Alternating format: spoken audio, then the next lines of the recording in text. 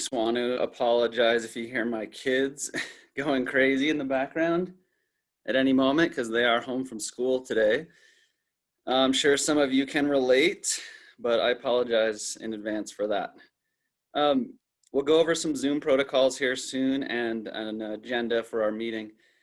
But if you could please put your name and your affiliation in the Zoom list, that will really help us know who's in the meeting. And we will be doing some brief introductions at this meeting too. So get prepared for that. I don't think we're going to do any icebreakers, but just name and affiliation. And if you want to throw anything else interesting in there, that's fine. I'm going to do just a few opening remarks here just to set the stage for us, just as some reminders. A lot of this may be familiar, but and a lot of it was in your informational packets that Karen and Alyssa sent out, but I just want to run through a few things for everyone so we're all on the same page. Just a reminder that our overarching goal for this group is to hopefully modify TRPA's policies where we can to achieve workforce housing needs identified in the California's RHNA, the Regional Housing Needs Assessment, and the South Shore and Placer County Needs Assessments, and other basin planning efforts around Tahoe here. You'll probably remember at our November 4th, 2020 working group meeting, we confirmed a set of recommended housing action priorities. Those were approved by the local government and housing committee and the governing board in January. And just as a reminder, our near-term action priorities are on ADUs and small homes and residential density. So to prepare for a more in-depth policy development and to inform this meeting that we're having now, TRPA staff conducted a survey of the working group members. I'm sure most of you received that. That was to determine areas of consensus on these new, on the two near-term priorities that I mentioned. And 18 out of the 21 working group members did take that survey.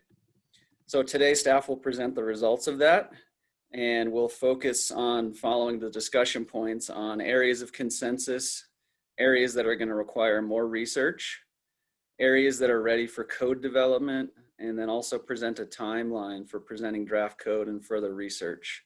So be prepared for that. TRPA has developed an initial proposal for a set of policies to move into code development, which are focused mostly on removing existing barriers, which is great. And we'll ask for confirmation of this approach at our meeting today. We're also going to discuss areas of non-consensus on some of those second and third tier priorities on building incentives for ADUs and multifamily housing and density and distribution of development. So be prepared to discuss those items. We will also hear a brief presentation from Placer County on an exciting new program in the housing arena that they've developed. That'll come pretty early in our agenda. So we really look forward to hearing from them. And with that, I look forward to a robust discussion today. Please feel free to raise your hand if you'd like to speak and I'll call on you. You can use the chat function sparingly or for shorter, smaller comments, but we'd really do prefer to hear folks vocalize their comments at this meeting. And with that, I think I can turn it over to Alyssa to go over some Zoom protocols for us. Thank you. Yeah, Brendan. So I think we're probably all pretty familiar with Zoom calls at this point, but just a quick reminder, like Brendan said, to put your name and then the organization that you're with in as your name in the top of Zoom so we all know who's here. Again, raise your hand if you want to make a comment and we'll go ahead and call on you. A reminder to keep yourself muted when you're not speaking. If you are on the phone, you can press *6 and that will unmute yourself. And just a reminder that this meeting is being recorded, just so we have a record of the meeting and so we can use it to take notes later. I will pass it off to Karen, I think.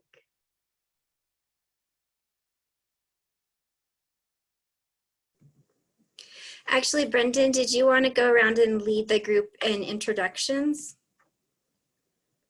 Sure, let's go ahead and do that.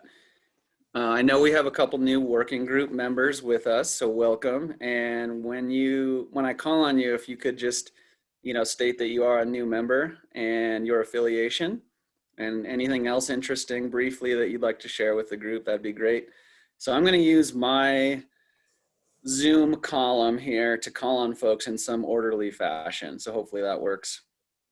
I'm going to skip Karen and Alyssa, as I think, well, do you two want to go, or? Sure, I can go first. Thanks. Okay, Karen. Well, thanks. I manage TRPA's housing program as part of our long range and transportation division. So. Thanks. And then Alyssa. I help Karen manage the housing program. And many other things, I'm sure. How about Chase? I'm Chase Janvrin, the program manager for the Tahoe Prosperity Center. Thanks, Chase. Ronald Yank.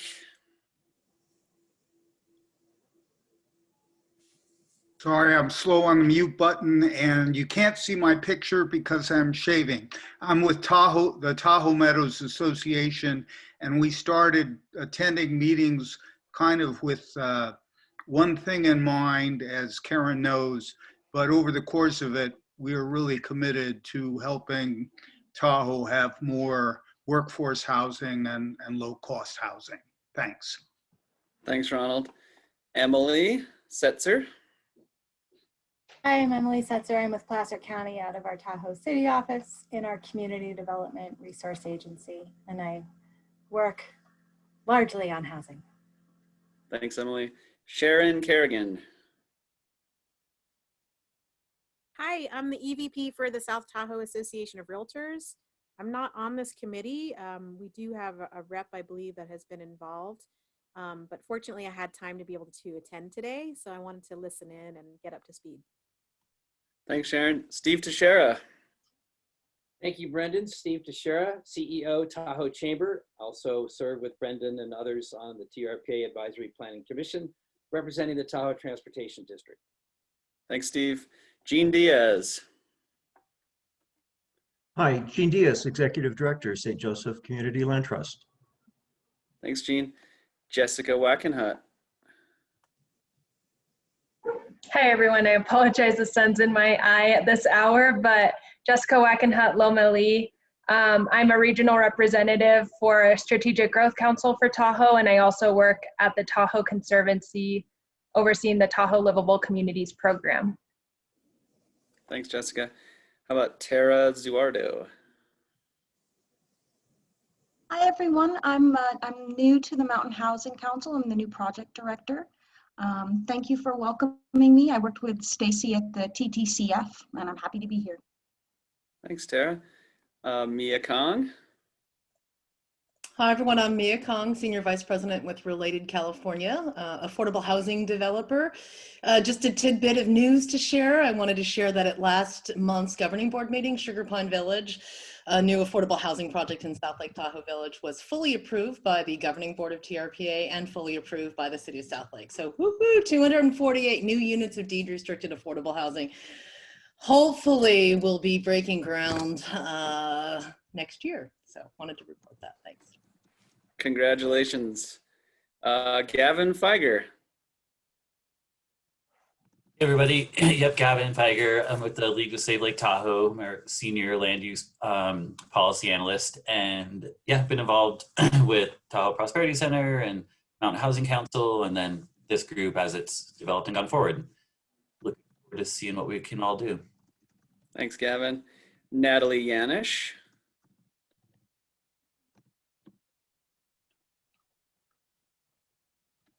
Oh, we can't hear you, Natalie. I did see you unmuted, so I'm not sure why. Okay, we'll come back to you, Natalie. How about Claudia Anderson? I'm Claudia Anderson, CEO of the Parasol Tahoe Community Foundation, and I'm excited that the TPC and Parasol are working together to put together a housing group for the Tahoe Washoe area. We're a little late to the party, but we're doing it, so thank you for spurring us along. Thank you. How about Supervisor Novacell? Good afternoon, everyone. Sue Novacell, El Dorado County Supervisor, District 5, which is Tahoe. Also wear lots of hats, TRPA governing board, CTC chair for that board, TTD, Tahoe Prosperity Center, a lot of other ones. Thanks, Sue. Sure. How about Bill Roby? Bill Roby, the Executive Director, El Dorado Community Foundation. Thanks, Bill. Welcome. Shauna Purvines. Hi, Shauna. Hi there, Shauna Purvines. I'm a Deputy Director for the Community Development Resource Agency at Placer County and Housing Manager. So Great, thank you. How about City Councilman John Friedrich, our new member? Hi, Brendan and everybody. John Friedrich, South Lake Tahoe City Council member, founder of the Tahoe Green Jobs Initiative, also with Sue, it's TRPA board member, where I made the motion to approve the Sugar Pine Village project at our last meeting, and one home sharing bandwidth with my at-home ninth grade daughter, Rosie. Sounds familiar. How about John Hester? Hi, everybody. I'm John Hester, Chief Operating Officer at TRPA, and I really want to thank you on behalf of TRPA for your time and effort in this initiative. Yep. Thanks, John. Sam Booth. Hey, good afternoon, everybody. This is Sam Booth, Planning Manager with Douglas County Community Development. Thanks, Sam. Natalie, can we try you again? Yeah, am I coming through now? There you go. Yes. Thank you. Sorry for the technical difficulties. My name's Natalie Yanish. I'm the Government Affairs Manager for the Contractors Association of Truckee Tahoe. Welcome, Natalie. Katie Victor. Hi, I'm Katie Victor. I am the housing manager for Vail Resorts for all of Tahoe, Stevens Pass, and the Northeast. Welcome. Thank you. How about Catherine with TRPA?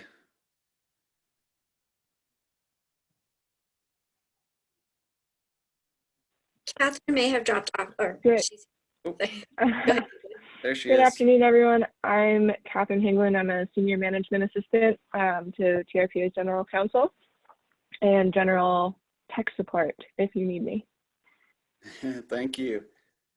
Nicole Zaborski. Hi, Nicole. Hi, Brendan. Hi, everyone else. I am Nicole Zaborski. I'm primarily here on behalf of the South Tahoe Association of Realtors, and I am also a founding board member of the Tahoe Coalition for the Homeless, who just bought 3 properties in South Lake Tahoe to have some more supportive housing for those who are more low income and more vulnerable in the community. Thanks, Nicole. John Hitchcock. Good afternoon, John Hitchcock, Planning Manager with the City of South Lake Tahoe. Hey, John. Debbie Bernard. Hi, I have been residential in Tahoe since 1966 until my parents last sold in 1983. I am a bilingual teacher, credentialed teacher, and I am actively looking for housing for retirement and also actually to do summer school with children that need reading skills in English.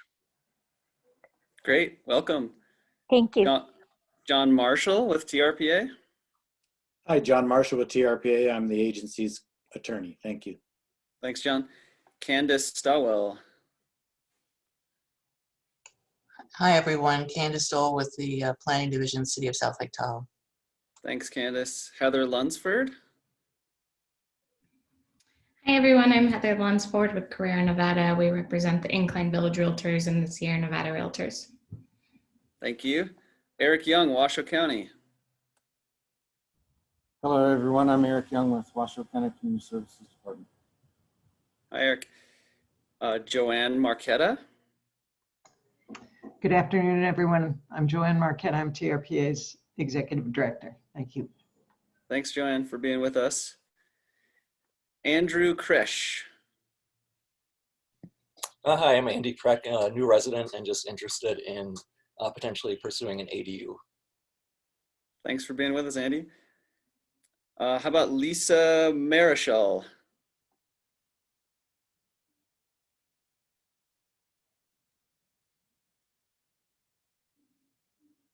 Lisa, looks like you're still muted. Okay. There you go. Can you hear me now? Yes, we can. Okay.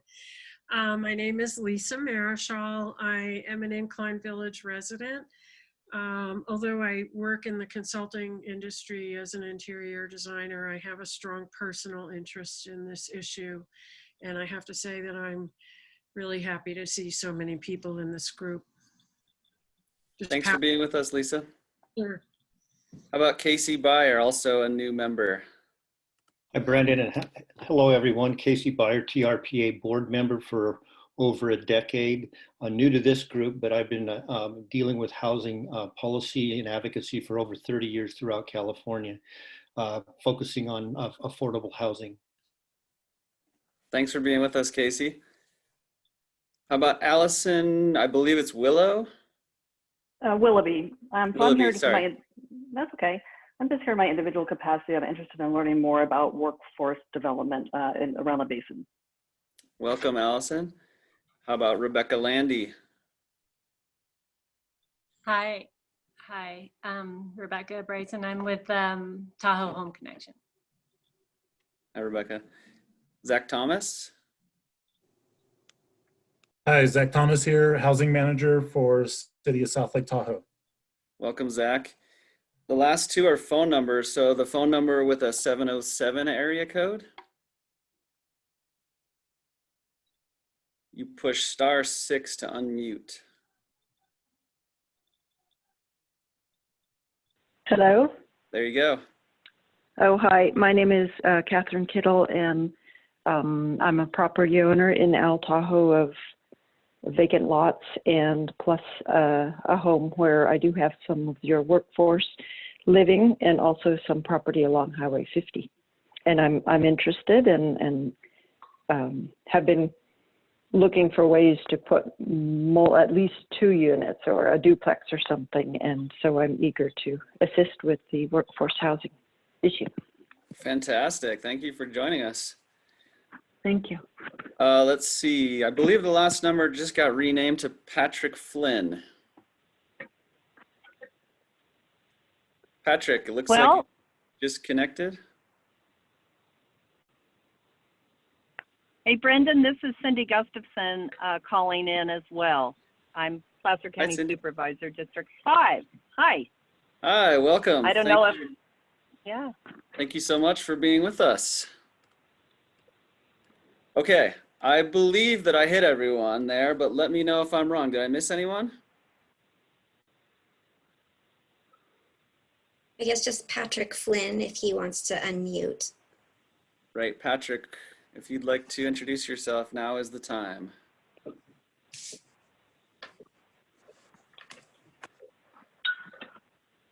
Okay, well, we have a really diverse group of stakeholders here in all capacities, so I think we can have a fantastic discussion. Why don't we move on to the next slide, and Karen, you can go over our detailed agenda for the meeting. Okay. Thanks, Brendan. And thanks everyone for attending today. It's really great to see you all. So I'm just going to quickly go over the agenda and then we'll get into the items. So today, we'd like to welcome Emily Setzer. She is the Senior Management Analyst for Placer County's Community Development Resource Agency. And she's going to give a short presentation on Placer County's Workforce Housing Preservation Program, which is an exciting new program that Placer County is nearing final approvals on. And there's some elements of that that we believe are relevant to the recommendation that we're going to be discussing today. So we want to hear about that. And then we're going to just review the working group's process to date and how we got to where we are today. And Brendan went over that a little bit already. Then we're going to go over the main elements of the accessory dwelling unit recommendation that we put forward in the staff report. And we'll talk briefly about sort of some of the second priority items as well. And after that, we'll talk about the timeline for bringing that recommendation forward for approval through the TRPA's governing board process.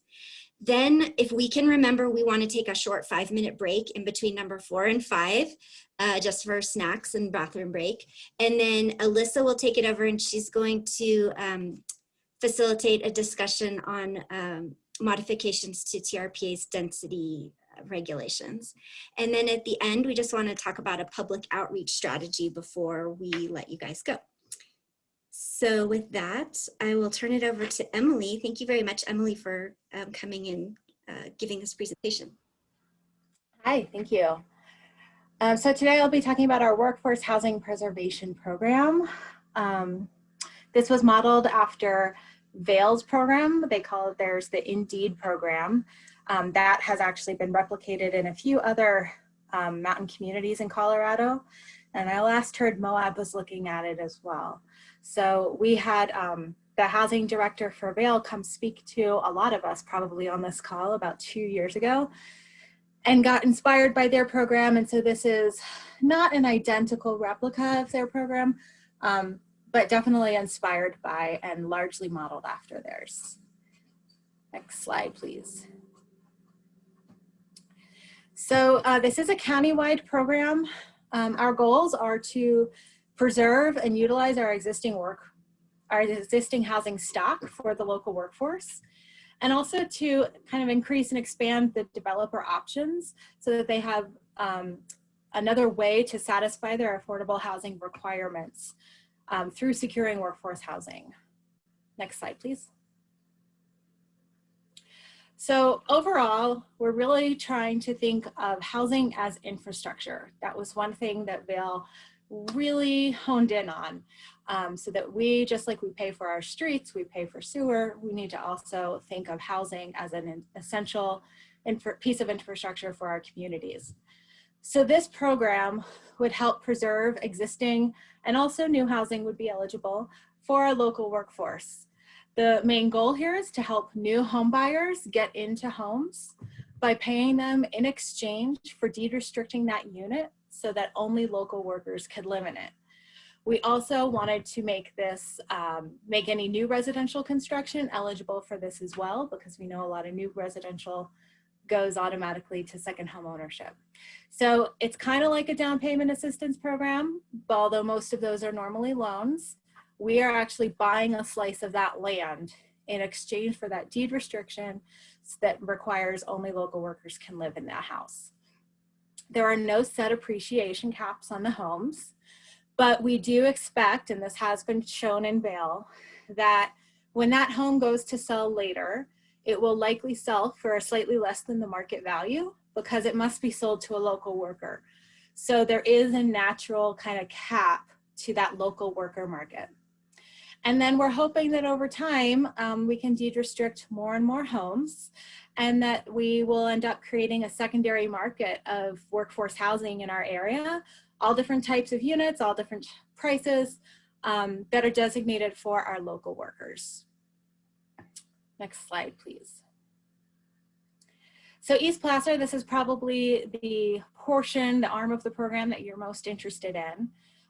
Those three targets are largely new home buyers, but we also did write in the guidelines that any new residential development could be eligible as well. We are using the TRPA household income caps for the achievable limits. So for Placer County, that is 245% of area median income for single family, or 220% of area median income for attached units. So if somebody wants to apply to the program, their total household income must fall under that limit. The deed restriction runs for 55 years and will auto-renew with each sale or transaction of that property.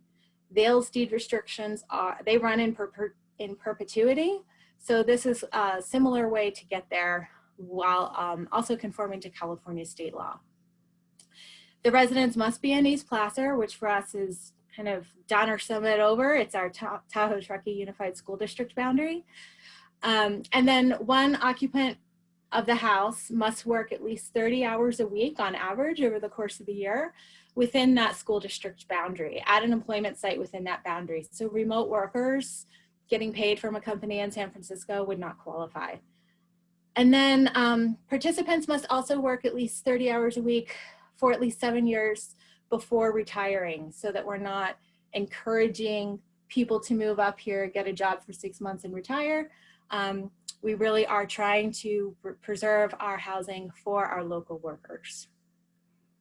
Next slide, please. The countywide program is a little bit different. We have a number of options for developers to satisfy their mitigation requirements right now. And so this would be another option on the table for them. The benefit is that this is much faster than trying to build new housing. So a developer could very quickly and efficiently secure housing for the local workforce in this way. The deed restriction, again, would limit that to full-time occupancy only. There's the total household income cap is a little bit different in the rest of the county. We're using 120% of area median income. Other than that, it's pretty similar. So this one is largely expected to be funded through developer mitigations, whereas the East Placer could be funded through public and private partnerships.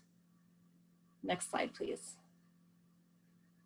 Our goal here is to achieve 50 deed restrictions per year. And so over time, we could really see that adding up and being a benefit to the community. We're shooting for 40 in East Placer and 10 in the rest of the county. We are, at this time, going forward next Tuesday to our County Board of Supervisors to request $500,000 to launch that program. That's half from general fund and half from transient occupancy tax funds. Our goal for the first year is to fund $1 million for the program. So we will be talking with a lot of our partners. There are joint powers authorities in the area. There are employers. So there's even been some state grants that seem interesting. So we're really trying to be creative in how we fund this. And private employers or other entities could utilize our program in order to benefit their employees as well. In subsequent years, we're hoping to secure $3 million annually through public and private funding. We can always adjust that budget depending on needs and funding at the time. It's not on the slide, but I'll say that we do have a pretty robust monitoring program with annual auditing and enforcement measures set up. And so I'll ask to go to the next slide here, please. Yeah, so we're bringing this forward. It's been to our board a couple times already. We've heard a lot of really positive feedback from the community. Tuesday is when our board will consider adoption of the program. And then if it is approved, we will go ahead and implement the program shortly after. So probably by late winter this spring, we'll have this going. I know that was a really quick overview, but I'm sure you have questions, so happy to answer those. Thanks, Emily. That was great. Does anyone have questions for Emily? Yeah, I do. This is John. Thanks, Emily. That's great. Great program you're laying out. Could you just talk a little bit about what are the proposed incentives for homeowners to participate? Yep. So the proposed incentive really is money. Yeah, like how much exactly? Exactly. Yeah. We don't have a set amount, and we're leaving it kind of flexible, so it can be kind of adjust with the market or as needs arise. And they will be negotiated on a case-by-case basis. Vail's average deed restriction cost about $60,000. That was across all of the units participating, and they do have more condos in their area. We have more single family, so it could differ. We had some economic analysis done by BAE.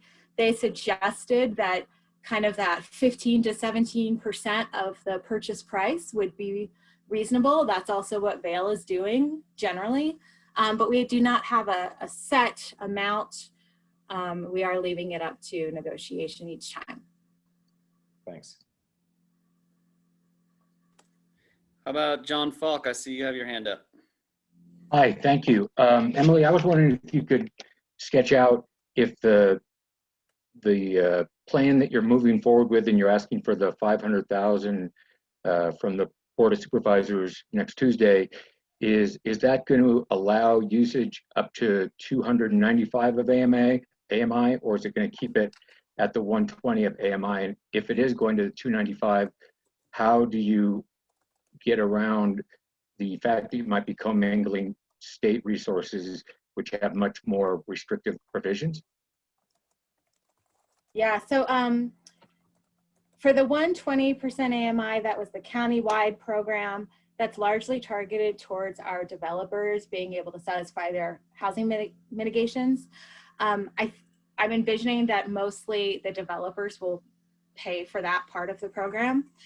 In East Placer, that's where it's really the public-private, more of the public-private partnership.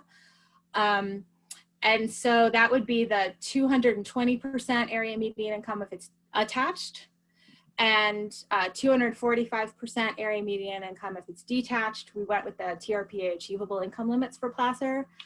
And because it's not new construction, I mean, we're just purchasing already existing units, it doesn't trigger that prevailing wage.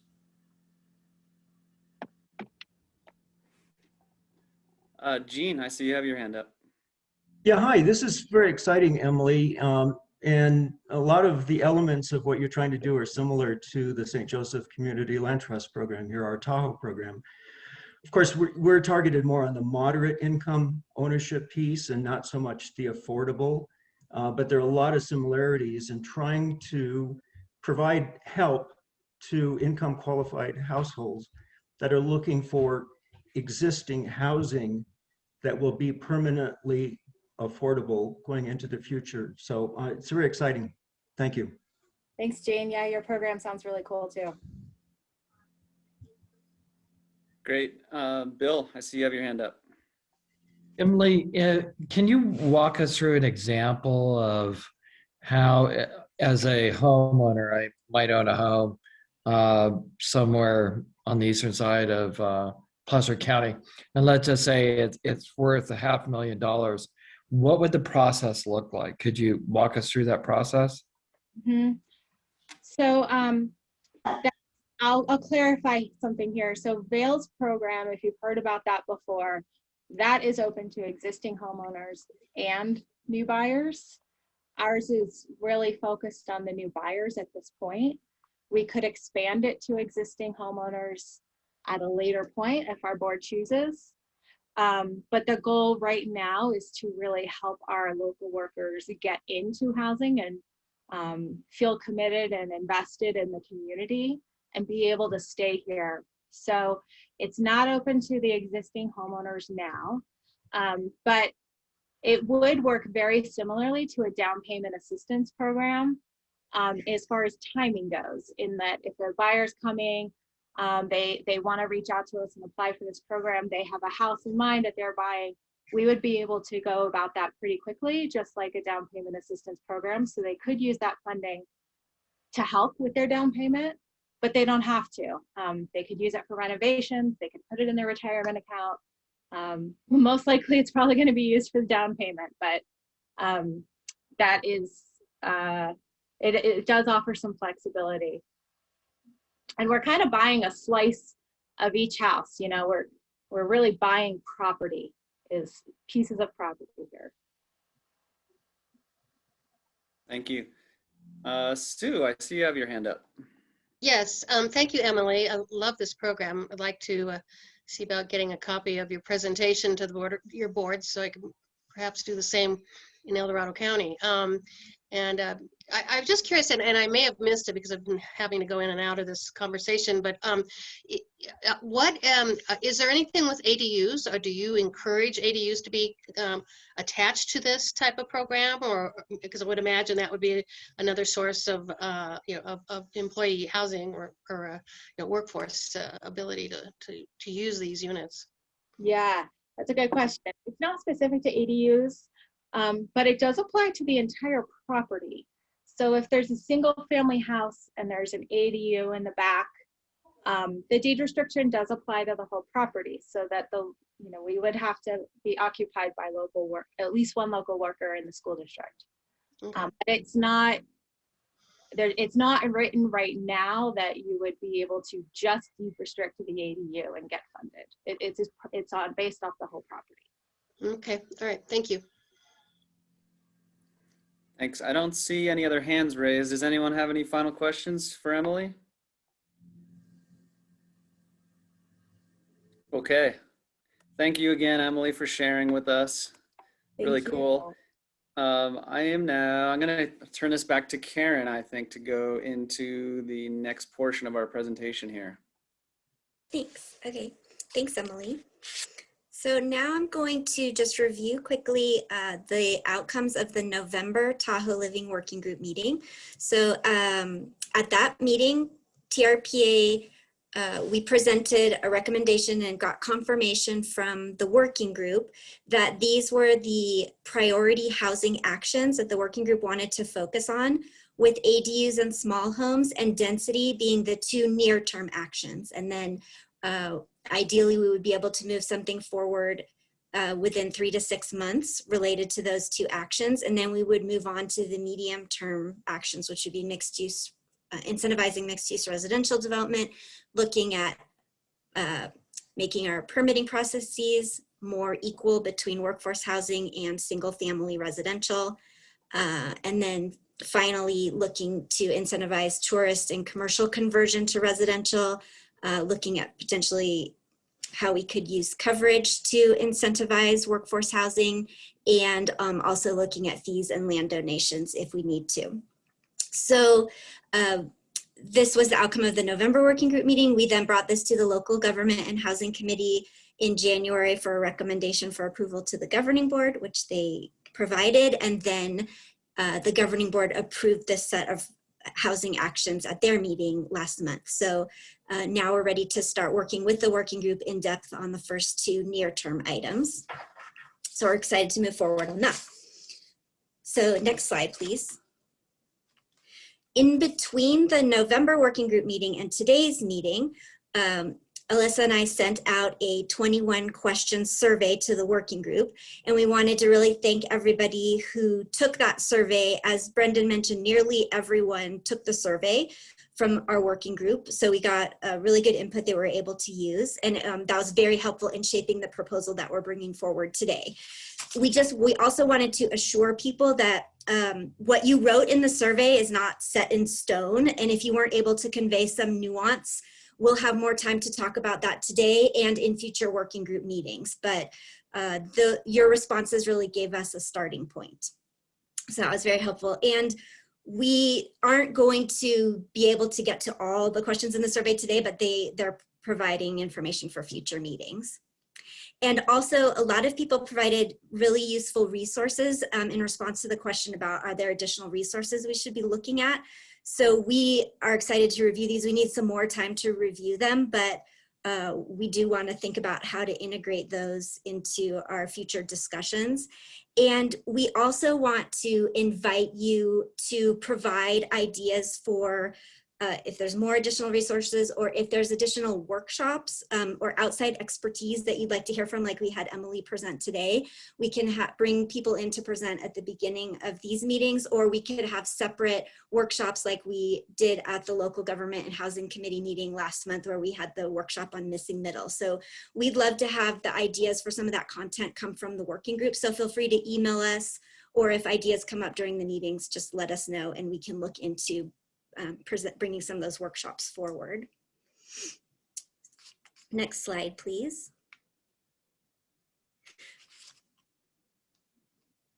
So before we get into the recommendation, we wanted to just reiterate the goal of the Tahoe Living Strategic Initiative, and also just go over a few definitions, because we heard from some working group members in their responses to the survey that they didn't understand some terms, and I know we have some new working group members. So just overall, the goal that the working group is moving towards is to help produce or preserve workforce housing to meet the workforce housing need that has been identified in the various needs assessments conducted throughout the basin, and also to help the California jurisdictions meet their California housing needs assessment requirements.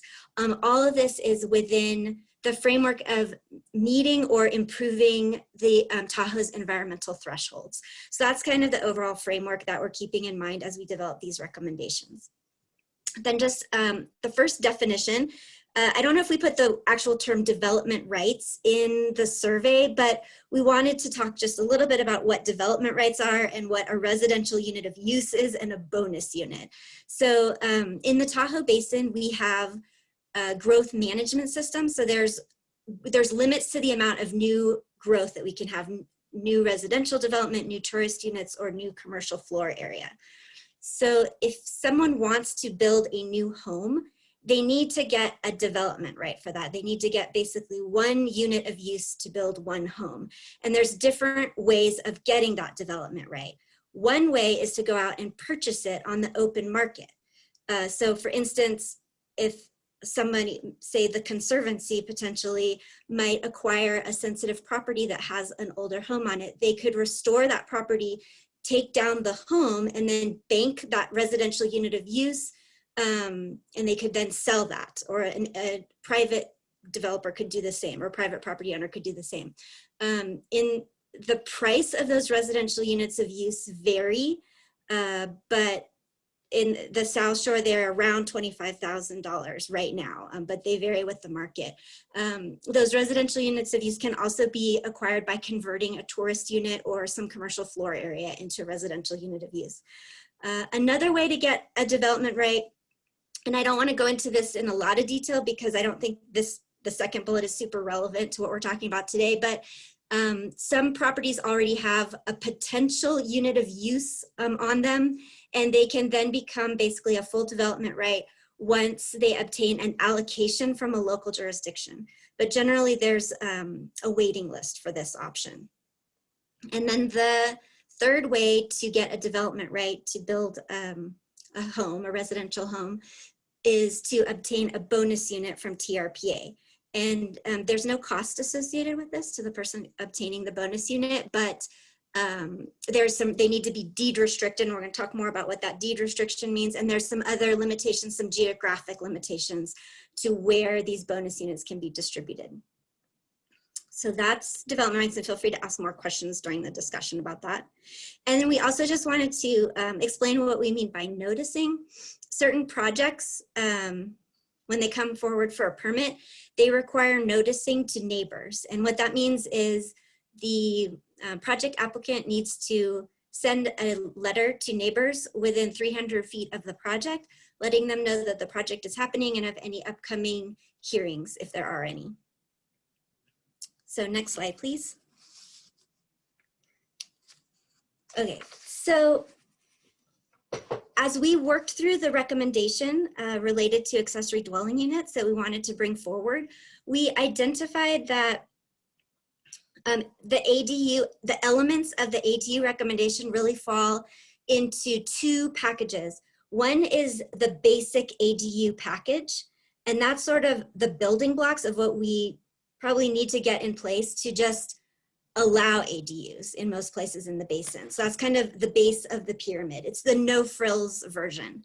Then we've been hearing from a lot of working group members that just the basic package, it may allow accessory dwelling units, but it may not be enough to actually really incentivize getting ADUs on the ground to be used as workforce housing. So there's a second package that is really the incentive package. Today, we're going to spend most of our time talking about the basic package, and we recognize that the basic package does not include all of those additional bricks that maybe, you know, that many people on the working group feel are important to that overall package. But there's some benefits to this basic package, and that is that on our initial assessment, these elements seem very similar to what is currently allowed through the regional plan or what was allowed through the Development Rights Strategic Initiative. So it's likely consistent with the existing environmental analysis and won't require a really intensive environmental analysis to get approved. And we also felt that, you know, through the survey, we learned that there was consensus or near consensus on most of these items, and we thought that we could probably get the group to consensus through discussion today. Whereas some of the incentives, there were a variety of views on what level of incentive should be offered. And so we don't feel that we could probably get to consensus today.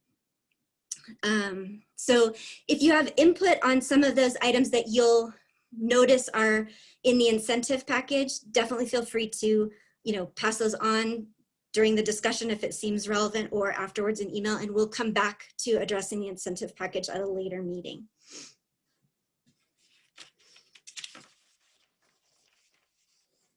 And also we are striving to stay within that 3 to 6 month timeline that we talked about. So we wanted to identify elements that we thought could likely get approved within 3 to 6 months. So next slide, please. Okay, so these are the elements of the recommendation. I'm just going to quickly highlight them here, and then I have more detailed slides to explain what we mean and what some of the implications are of each of these. So the first element is to remove TRPA's restriction on accessory dwelling units. Right now they're restricted to parcels of 1 acre in size or greater. We're proposing to lift that restriction basin-wide. Local jurisdictions could still put in place their own ADU regulations or parcel size limitations if they wanted to. Second, to maintain consistency with our growth management system, accessory dwelling units would require a residential unit of use or a bonus unit or that potential residential unit of use plus allocation. But basically they would require a development right because they're within our, this is within our growth management system. If they do opt to get a bonus unit that comes with a deed restriction, as I mentioned, either the accessory dwelling unit or the main home would have the deed restriction. So if you, say you're a couple and you own a large home with an accessory dwelling unit and you exceed the income restrictions, and then you decide you want to move into the accessory dwelling unit and rent out your larger home to a local family, you could do that. You could basically move that deed restriction from one unit to the other. We are proposing, based on the feedback that we got through the survey, that there would be no noticing needed to neighbors for accessory dwelling units once we've approved this package, because they would be an allowable use in single family zones. And then finally, we want to discuss the option of shifting our income-based deed restriction that comes with a bonus unit to a workforce-based deed restriction, similar to what Emily was talking about. Next slide, please. Let's see, Nicole, do you have a question? Yeah, just for clarification, when on that last slide, the second item, is that a PRUU or an RUU? It's an RUU or a bonus unit or a PRUU plus an allocation. It's any of the three. So would you need a second allocation if you already have a residential unit on a property? Yes. Or would this just be like, oh, so you would? So you would need a, under this proposal, you would need a full development right. So if there's one unit on the property already, you would need to go out and either get a potential residential unit of use plus an allocation, or you'd need to buy a residential unit of use on the open market or get a bonus. Oh, okay. So in other words, it's different than developing multifamily housing. It is slightly different, yes, because this is an accessory dwelling unit is considered a single family use under our code. Okay. Okay, so removing the 1 acre limit, one of the benefits of this is it allows the California jurisdictions to get closer to aligning with the California accessory dwelling unit regulations. As I noted, local jurisdictions could impose their own parcel size standards, and Sam Booth from Douglas County can correct me if I'm wrong, but my understanding is in Douglas County there are parcel size restrictions for accessory dwelling units, and they're only allowed on parcels of 1/2 acre or greater. Washoe County has a 1/3 acre limit on for accessory dwelling units throughout Washoe County. Further, Washoe County is in the process of bringing forward their first Washoe County area plan for approval, and they actually are including a restriction so that ADUs can only be built on parcels of greater than 1 acre in that Washoe County area plan. So there would still be size restrictions in those counties, and unless those counties wanted to change that. Next slide, please. So So I already kind of explained this a little bit in answer to Nicole's question, but again, requiring a full development right for these accessory dwelling units means that we would stay consistent with TRPA growth caps. If the parcel is located in the area where that is eligible for bonus units, if they want to deed restrict the unit, they would be able to get a bonus unit. If they don't want to get a bonus unit, they would be able to go out and get this residential unit of use, which would allow the use to be used however single family units are allowed to be used in that jurisdiction. Although on the California side, accessory dwelling units are not allowed to be used as vacation rentals under California law.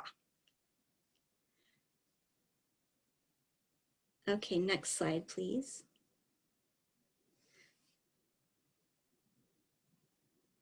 Okay, John's providing some clarifying information about development rights for multifamily in the chat that people might want to look at. Okay, so this slide shows a little more detail about what it means if you obtain a bonus unit for your accessory dwelling unit. So as we mentioned, bonus units are currently require a deed restriction, and that is an income-based deed restriction. So the income level of the occupants needs to be restricted to either affordable, moderate, or achievable income levels. And achievable income levels vary by county, but they're over the median income. As I mentioned, the deed restriction could apply either to the main home or the accessory dwelling unit. Bonus units currently are only available within 1/2 mile of an existing transit route. So you can see on the map to the right, this shows the South Shore.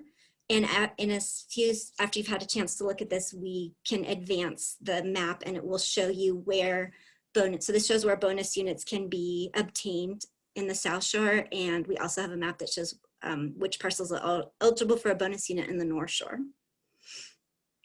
As we mentioned, the bonus unit fulfills that requirement for a development right, and there's no cost associated with it. So next slide, please. So again, with noticing, lifting the noticing requirement is another way that helps the California jurisdictions get closer to being in compliance with the California, or being able to fully implement the California ADU regulation. Currently, our noticing basically, at least as relates to ADUs, basically just serves as an alert to the neighbor.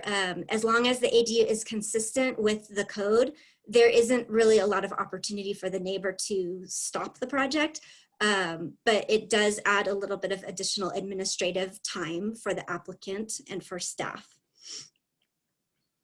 So again, local jurisdictions could implement a noticing requirement themselves if they wanted to. Next slide, please. Okay, so the final element of the recommendation is to shift our deed restriction from being an income-based deed restriction to a workforce-based deed restriction. And there's a couple of reasons that we wanted to do this.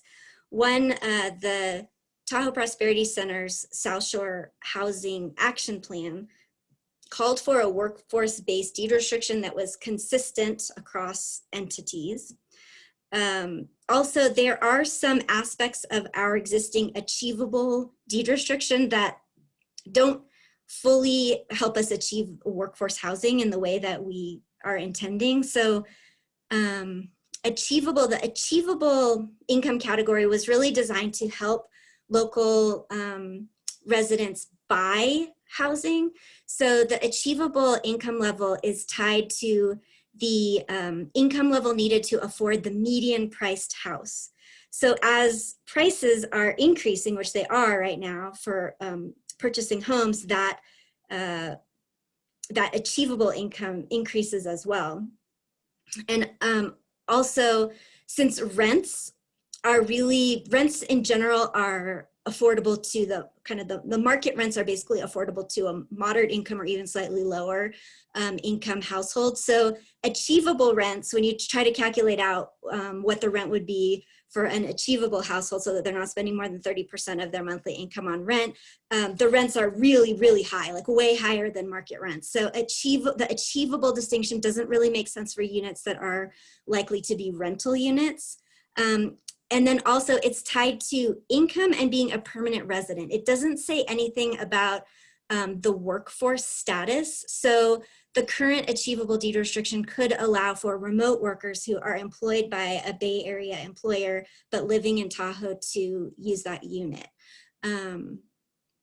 So that's something we just want to consider, that we're thinking about as we consider shifting this. So we want to get more of your feedback on this, but initially we based this proposal off of similar to what Placer County has, as much as makes sense. So we would propose that a workforce deed restriction would require that at least one family member works or studies within a certain geographic area that makes sense. And we need to figure out what that is. We do want to make these units available for seniors, and Placer County says that if they have lived in the basin, or that if they have worked in the basin for 7 years or more, they would be eligible. We're proposing that if they have lived in the basin for 7 years or more, they would be eligible, and we can discuss this as well. And then we also want to make, especially if it's an accessory dwelling unit, we'd want to make that deed restriction open to family members. So if someone wants to move their parent up here from another town and live in the ADU, that should be acceptable, or their college age student should be able to live in the ADU. Next slide, please.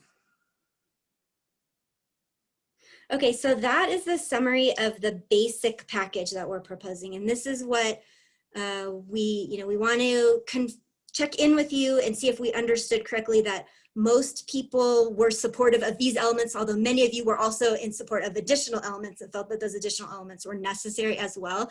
We wanted to make sure that we understood that correctly, see if there are remaining concerns about this. And if we can get to a place of consensus where we can move this into further code development. So I think I'll let Brendan facilitate the discussion. Yeah, I'm happy to do that. Thank you, Karen, for that rundown. There's a lot of information there. So let's check in with the group and see what folks are thinking. I'm going to run through the hands that I saw go up in the order I saw them go up. So the first was Nicole Zaborski. Yeah, I just wanted to see if there's been any thought to including other vulnerable populations in the revisit of that last slide with some kind of deed restrictions. And what I'm thinking are, there's populations of, veterans, disabled individuals that don't seem to fit that workforce category. And has there been any consideration given to other vulnerable populations such as them? Yeah, I can quickly try to address that. We can talk about it more. Maybe other working group members want to weigh in too. We definitely we would like to make these deed restricted units eligible basically to people who are local residents basically, but who are either working or studying here, or who are a vulnerable population. So I don't know, maybe the wording retirees, seniors, if lived in the basin 7 years or more is too specific. Maybe that could just be changed to has lived in the basin for 7 years or more, but maybe we should make it a little more specific to vulnerable populations. And maybe Nicole, you could help us with some of that language. Because if somebody's lived here. Yeah, I'd be happy to. I see that, in the city's version of the ADU that they just passed, and that comes from the state, that there's populations that I don't see represented, and that we definitely see a high need for housing in the community and every community. So just want to make sure that in trying to craft something to help, that we're not also, limiting or, not including some groups of people that obviously we want to. Yeah, that's a good point. Thank you. Thanks, Nicole. I'm going to go to John Falk next. Thank you. I was wondering, when it speaks to under the workforce first bullet, one family member works or studies within yet to be defined geographic location. Is that one family member that lives in the ADU or one family member in both the home and the ADU?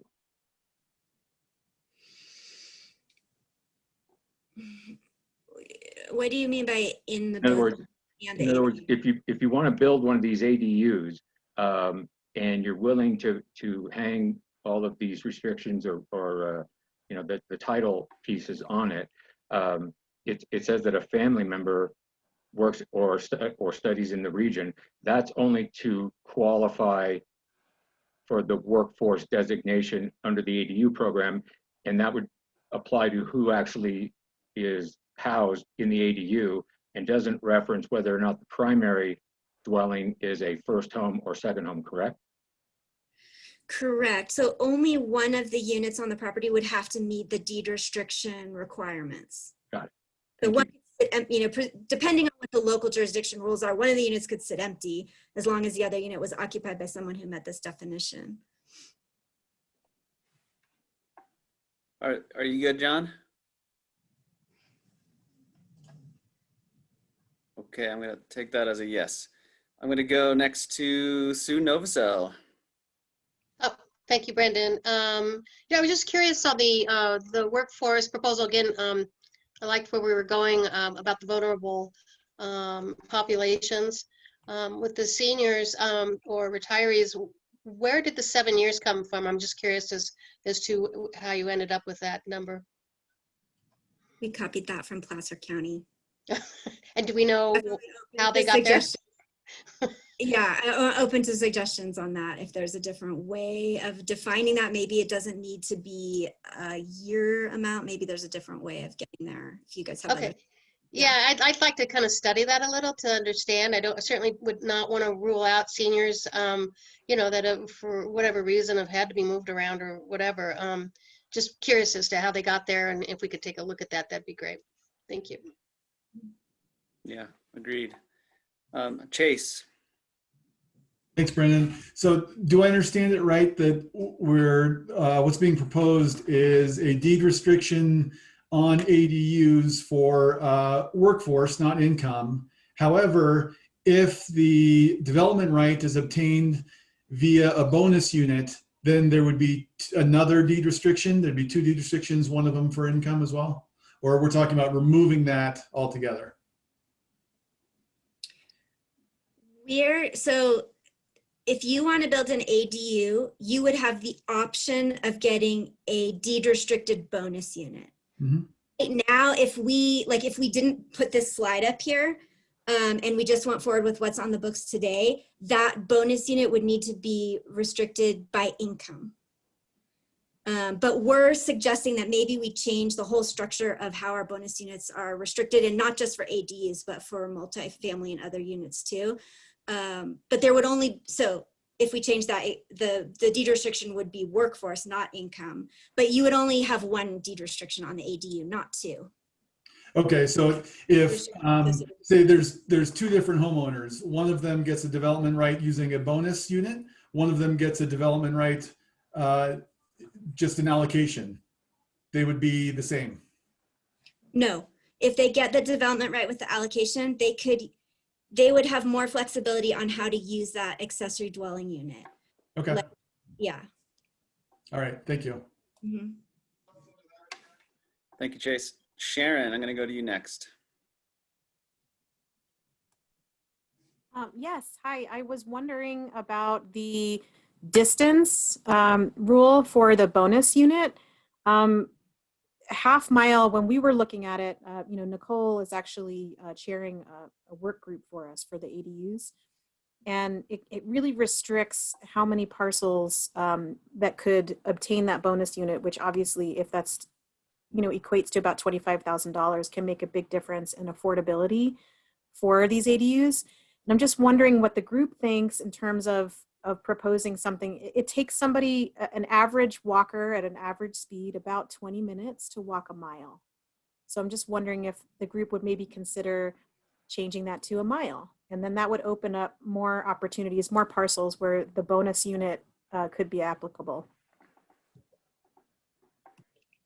That would certainly help us in El Dorado County. I know I've brought that issue up. Thanks, Sharon. Mia, you're next. Thanks, Brendan. Yeah, I agree with that comment that was just made.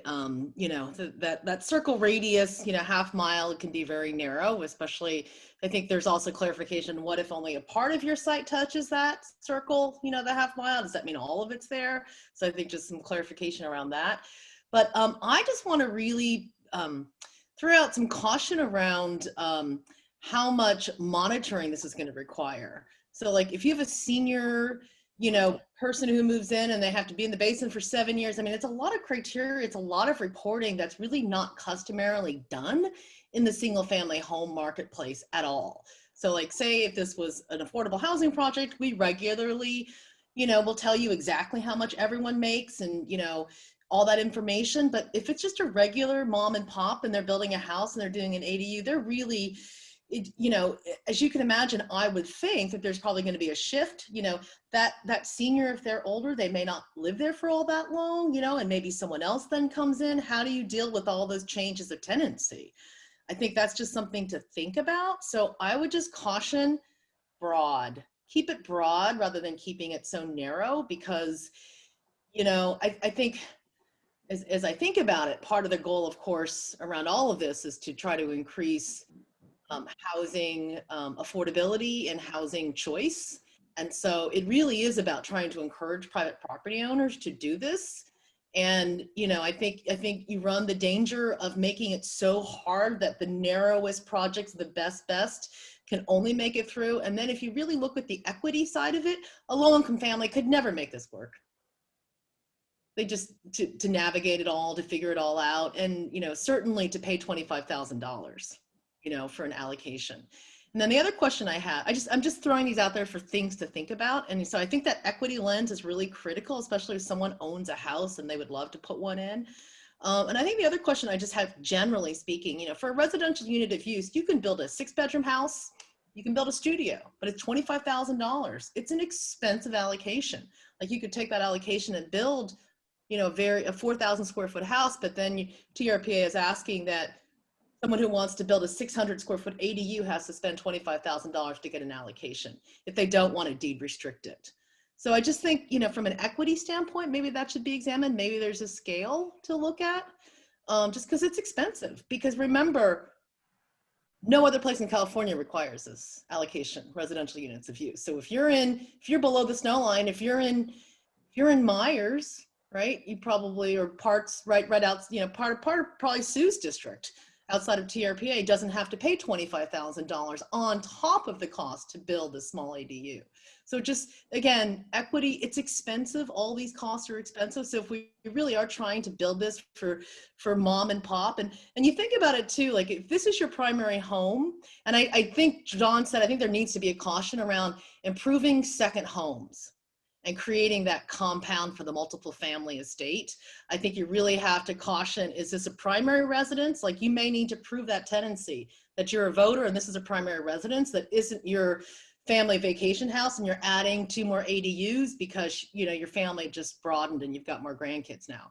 So like, I just think you need to be thinking about that too. But again, it's this whole idea of how can you get the private sector and people who own land to try to incentivize them to take advantage of this opportunity. And so try not to make it so hard, because the average Joe doesn't jump through all these hoops normally. So it really needs to be easy. You know, it really needs to be over the counter. Here's my permit plan. Here's what I'd like to do. We'd like to get this going. And for that person to understand this is going to cost me like, you know, $80,000 and I'm out the door, and grandma's got a place to live. And now someone's going to take care of my kid and I can go to work. So, I mean, that's the other thing I want to, you know, so you think about that, because who really takes advantage of this? A lot of times it really is that sort of smaller family, and, you know, they're the sandwich generation. And so really grandma moving in with them really does help from a whole family dynamic standpoint. So I just don't want to rule that piece out, because that's also a critical piece. Anyway, those are a couple of my comments. Thanks, Mia. Good Brendan, we comments. got a couple comments in the chat too that we might want to answer at some point. I haven't completely read them yet. I saw those. I was going to bring those up. Okay, good. Emily Setzer has been waiting. She sent me a private chat. So I want to go to Emily next, and then I'll read a few chats, and then we have a couple more hands raised. Thank you. Yeah, I want to, I really appreciate, I think this is going forward in a lot of really good steps so far. I just want to piggyback on Mia for one of those comments is that I think the reason that we as Placer County are putting such strict requirements in place for the workforce housing preservation program is that we are giving significant sums of money to home buyers for a single family house. And we do have in plan a thorough annual monitoring program for that. It seems, I think, like we might be more we might actually see ADUs be built in the basin if we reduce some of the regulation. And I know I'm coming from the California side, which is a little loosey-goosey with ADUs in the past couple years.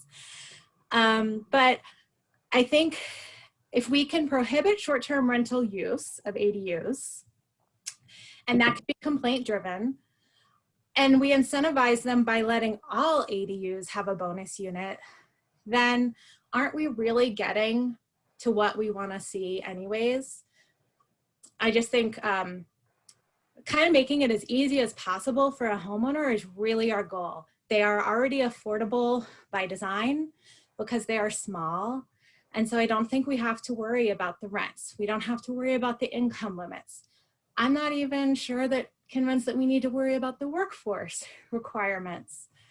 One thing on those requirements I do want to mention is that I think it was in a staff report, it mentioned that those workers have to work in the basin. And I think in places like Kings Beach, they may work in Incline, they may work at North Star, or even in South Lake, they may work in Myers. I want to just make sure that we are not prohibiting somebody, or in Tahoe City, they may work at Squaw Valley. So that I think is still in line. We want to allow our neighboring, very close proximity neighbors to benefit from this as well. On the half mile of transit, I think we are eliminating a good portion of, or top portion of the Kings Beach grid, and other neighborhoods in the area that I think that 3/4 of a mile or a mile could be beneficial. I would also suggest looking at the parking requirements. I know, and I can't remember if it's in TRPA code or in Placer code, but I'm pretty sure at the moment we require a parking space. And if that's tied to TRPA, if that's not just us, maybe if it's within that certain distance, we can eliminate that parking requirement. I'm curious about whether TRPA has plans and staffing to monitor and enforce all of these regulations if they go forward as is proposed right now. And then finally, I just want to make sure or see if you can explain more on the fees. So I'm trying to look through the code and look back at that slide, but there was the 12,000 scenario, the 25,000 scenario, or the bonus unit. Are those 3 different scenarios? Can you just explain that again? Yeah, maybe Alyssa can go back to that slide. So basically, although we put up 2 scenarios, or we put up 3 scenarios, but the first 2 are similar. Basically, there's an option to go out and get that development right on the open market. And so people sell these development rights for different prices and they shift with the market. And as Mia was mentioning, you could build an ADU with that residential unit of use, or you could build a 6-bedroom house with that residential unit of use. So there's there's market demand for those. But if you get a bonus unit, it comes from TRPA's pool, and because you would be restricting it to local workforce in some manner, and because it would be close to town centers and in a walkable area, to incentivize that, we would give out that bonus unit. There's no cost associated with bonus units. So the first is sort of like market cost, and the second is no cost. Okay, thank you. Yeah, because if someone's having to do 25,000, I mean, that's just in TRPA fees alone, it's getting really expensive. Yeah, and those aren't TRPA fees. That's the cost of purchasing that unit from somebody else. Yeah, and then there would be, if it's a deed restricted unit, then we would waive the application fees. But if it's not, there would still be application fees associated with that.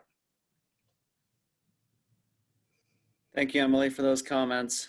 I'm going to read a few now from the chat. Lisa says, I agree with Mia. Over-regulating this program will make the program far less successful. Sharon says it makes sense that if this is to increase housing for our workforce, we tie it to local employment. Andrew agrees with Mia completely. Jessica says, completely agree with Mia. The equity lens is really missing on this program.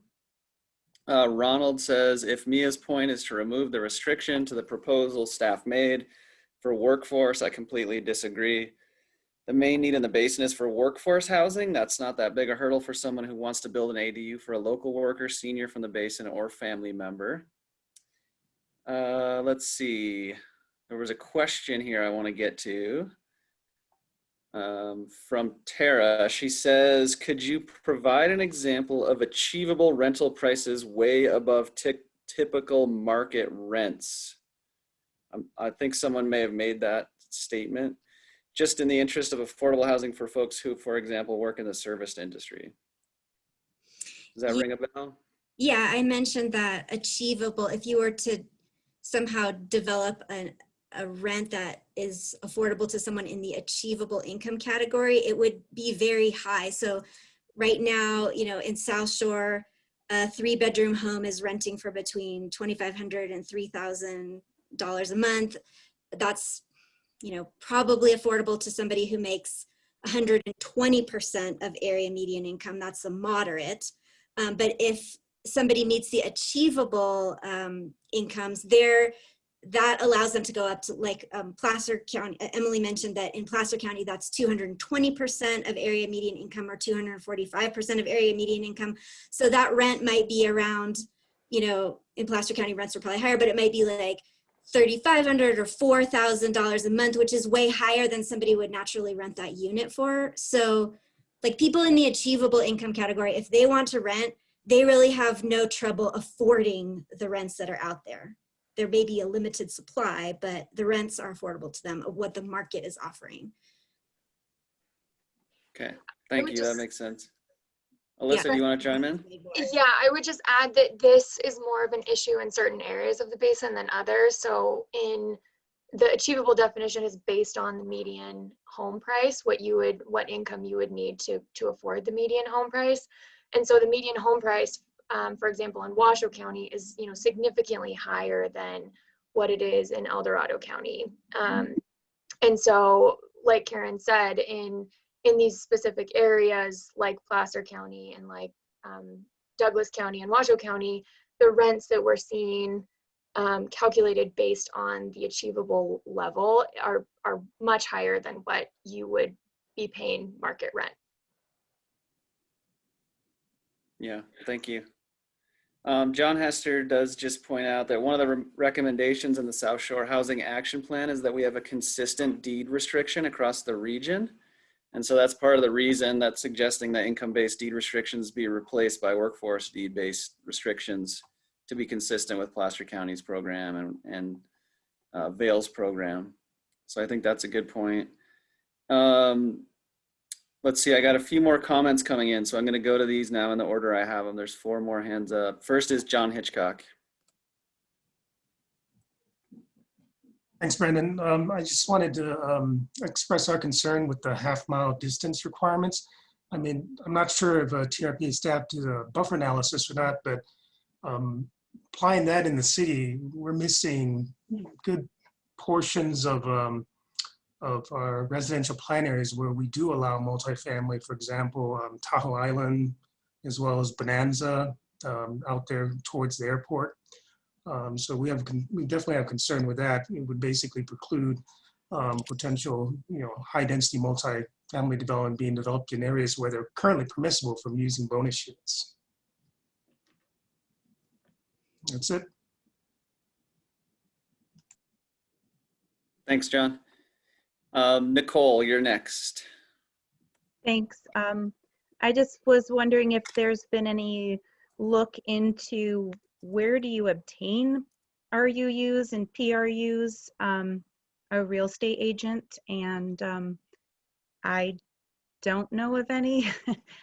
So, you know, those are really hard commodities to come by right now, extremely rare unicorns in the basin. So, and the TRPA marketplace is always out of date and there's no phone numbers on that resource list. So again, just trying to make this potentially easy for people and achievable and actually have an, you know, outcomes where we have ADUs. And then I know that we had looked at bonus units before this group was formulated, and like how many are there out there? So like, you know, and if we're going to need a, you know, if we want to incentivize this, is it even obtainable? And then if we want people to obtain allocations, are ones that are coming up this spring already spoken for? So is this like a 4-year out plus project, getting an ADU?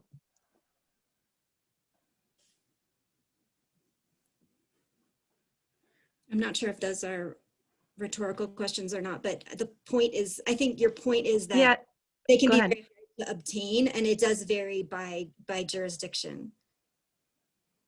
Yeah, I'm just thinking like, you know, to make this actually happen and not just sit on the books like as it is an, you know, something that could happen, but it's really not able to happen, you know. So I'm trying to give it some field truth and trying to make it actually work for people and people to actually put in an EDU, and not for us just to have meetings to create a system that doesn't really have any practicality. Okay, thanks, Nicole. Natalie Yanish, you're next. Thank you. I had typed my comment into the chat, so I'll just read it real quick. An owner and investor is going to look at how an ADU will pencil in their project. When I ask builders, developers, and owners about deed restrictions, it's a non-starter for an ADU under this proposal. For them, it's not worth saving $25,000 or whatever that cost on the market would be to acquire that RUU to incorporate into the property.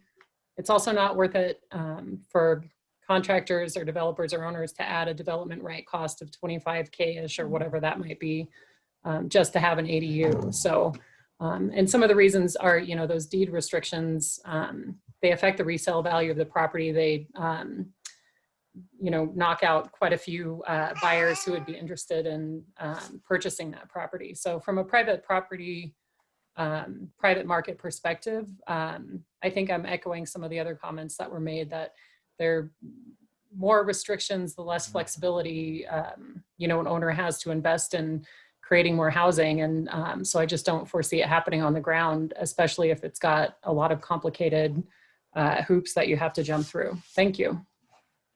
Thanks, Natalie. Casey Byer, you're next. Thanks, Brandon. This is a great conversation, and I really appreciate listening to all the diverse ideas and suggestions. A couple of comments. I've been doing housing since the 1980s and all over California, predominantly Southern California, the Central Coast of California. The city of Santa Cruz has had a granny unit ADU policy in place since 1988. And they've modified that policy over the years. So they, on average, they see about 5, maybe 10 units a year of a property owner actually going ahead and making those units available, predominantly for young workers in the tourist industry and also for the college, UC Santa Cruz. So my question is, do we have a general idea of how many ADUs units we're trying to create in the basin? Because that seems to be the question is, you know, if we have a workforce that needs housing, we should have that number based upon, you know, the employment basis in the basin. And then are we trying to build units or encourage a unit rate to that specific number? I don't see that in the conversation. Maybe it's something we haven't done yet. And then secondly, what drove the ADUs or granny units in Santa Cruz years ago was there were non-conforming units all over the city, which were predominantly sheds, garages, turned into an additional room in a home that were then converted to an ADU under the policies that the City Council of Santa Cruz created. So they didn't create a new unit. They just actually went from an illegal unit to a legal unit. And in the last 5 years in Santa Cruz County, where I do a lot of my work today, very little of the development is an ADU, unless you have the right size property that allows it. And we're talking about, zero lot lines in some cases. We're talking about locations to what's become a concern is about where's the transit corridor? Can you oversize expand a house that would include a sub ADU in the house? So I'm making these comments that yes, ADUs are an option that we should be looking at, but if we're thinking that's going to be a panacea to handle our workforce housing needs, I think we're misleading ourselves. Just a comment from my experience over 30 years. Thank you, Casey. Yeah, I think we agree that it's one tool in our tool shed, but not the panacea. Karen, do you want to address any of the, how many we're looking to build? I think we did present on that maybe at the last meeting or the meeting before. I think we threw out a number, but.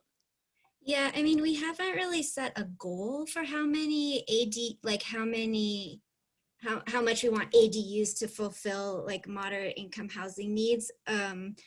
We looked at how many we thought would likely be built under different scenarios, like under a more restrictive scenario, under a less restrictive scenario, based on how many have been built in places like Seattle or even the western slopes of El Dorado County and Placer County. So we kind of identified that we thought passing, passing regulations that allow them is worthwhile because it could result in, a chunk, like I think we said between 100 and 300 over the next 8 years.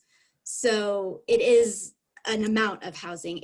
But if we want to really, say, oh, we want to see 800 ADUs on the ground, then we would have to really focus on seriously incentivizing them. Yeah. I'd just tag on to that, Brendan, John Marshall. Sure, John. I also think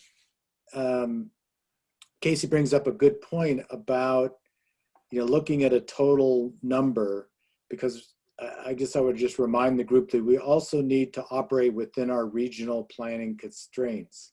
So the number of units that we have analyzed out into the future for whether they be bonus units or allocations, we've looked at conversions, all those things.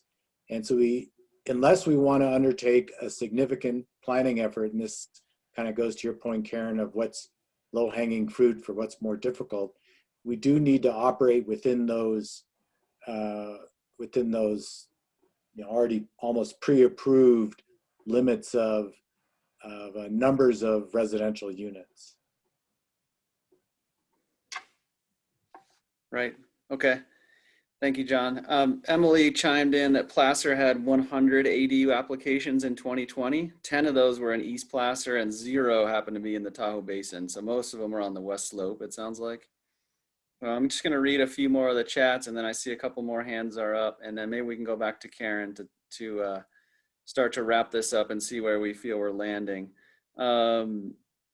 Let's see. Lisa says to encourage ADUs, the half-mile distance really should be increased to 1 mile. John Falk, who I'm going to go to in a second, said CTC RUUs, so perhaps you can expand on that, John, in a second here. Hitchcock with the city says bonus units should be available for use where multifamily is a permissible use. John Hester said RUUs available from CTC and others can convert from commercial or hotel rooms, and there are currently about 950 bonus units in the TRPA pool. And then there's a question about junior ADUs. Would those require an RUU? California state law allows primary residence ADU and JADU. Do those require bonus units, Karen? And under this proposal, yes. Okay, that clarifies it. Tara says, I agree. And let's see, Heather says she agrees with Natalie and Casey, the points they made. And Andrew had the same question about junior ADUs. So I think we answered those. Thank you for that. I'm going to go to Gavin and then John, and then let's come back to Karen and see how we're feeling timing wise about the comments we've gotten and see where we want to go. So go ahead, Gavin. Hey, thanks, Brendan. This is a really good discussion, and just thinking about, the goals of this program is to increase affordable housing, not just housing overall, and keeping John Marshall's caution in mind that we only really have a certain amount we can build. I think we should be really thoughtful about location on, for ADUs. So thinking about proximity to transportation, a mile is a long ways. A mile is famously a barrier to transit ridership, the last mile. So maybe, and then also thinking about John Hitchcock's comments about multifamily zoning, maybe we could look at proximity to town centers and multifamily, maybe a half mile within from a town center, and anywhere where multifamily is allowed is really where we want to direct these. And then parking too. Emily had a great comment about parking. Minimal parking should be required. That's something that I think we should really look at. So those are my thoughts so far. Thanks, Gavin. John, I'd like to go to you next. All right, thank you very much. I just wanted to well, briefly to start with what you asked of me. I just put in there in all caps. The California Tahoe Conservancy, when they buy properties or properties are donated to them, and banked by them by owners that want to permanently retire those as either being sensitive or for whatever reason, then they tend to bank those residential units of use and offer them for sale. And so that's one place where they can be obtained. So I just put CTC RUUs as one area, but they are also sold by private landowners that would then by default be retiring their property, whether or not they aren't truly, because they could buy a unit of use in the future, but if they pull it off their property, they're making it more difficult for them to ever perfect their property in the future. But they can buy it off private individuals, and real estate professionals do sometimes broker those deals. But the issue the tandem issue I wanted to bring up was the dynamic tension between what you're trying to accomplish and shaping those goals through mechanisms that may actually work as a disincentive. And what Natalie Yarnish said a while ago is spot on, in that I recognize that if you don't have any type of caveats as far as how you shape it, and I think it could be done a number of ways that don't cloud the fee title, the title of the underlying parcel. But with that said, anything that does cloud title becomes a natural impediment to a lot of people even considering it, irrespective of cost. And so I'm not saying to shelve it, but I am saying to moderate it. And then as it relates to junior ADUs, I think that's an area, again, where this dynamic tension between two different environmental objectives are really in play.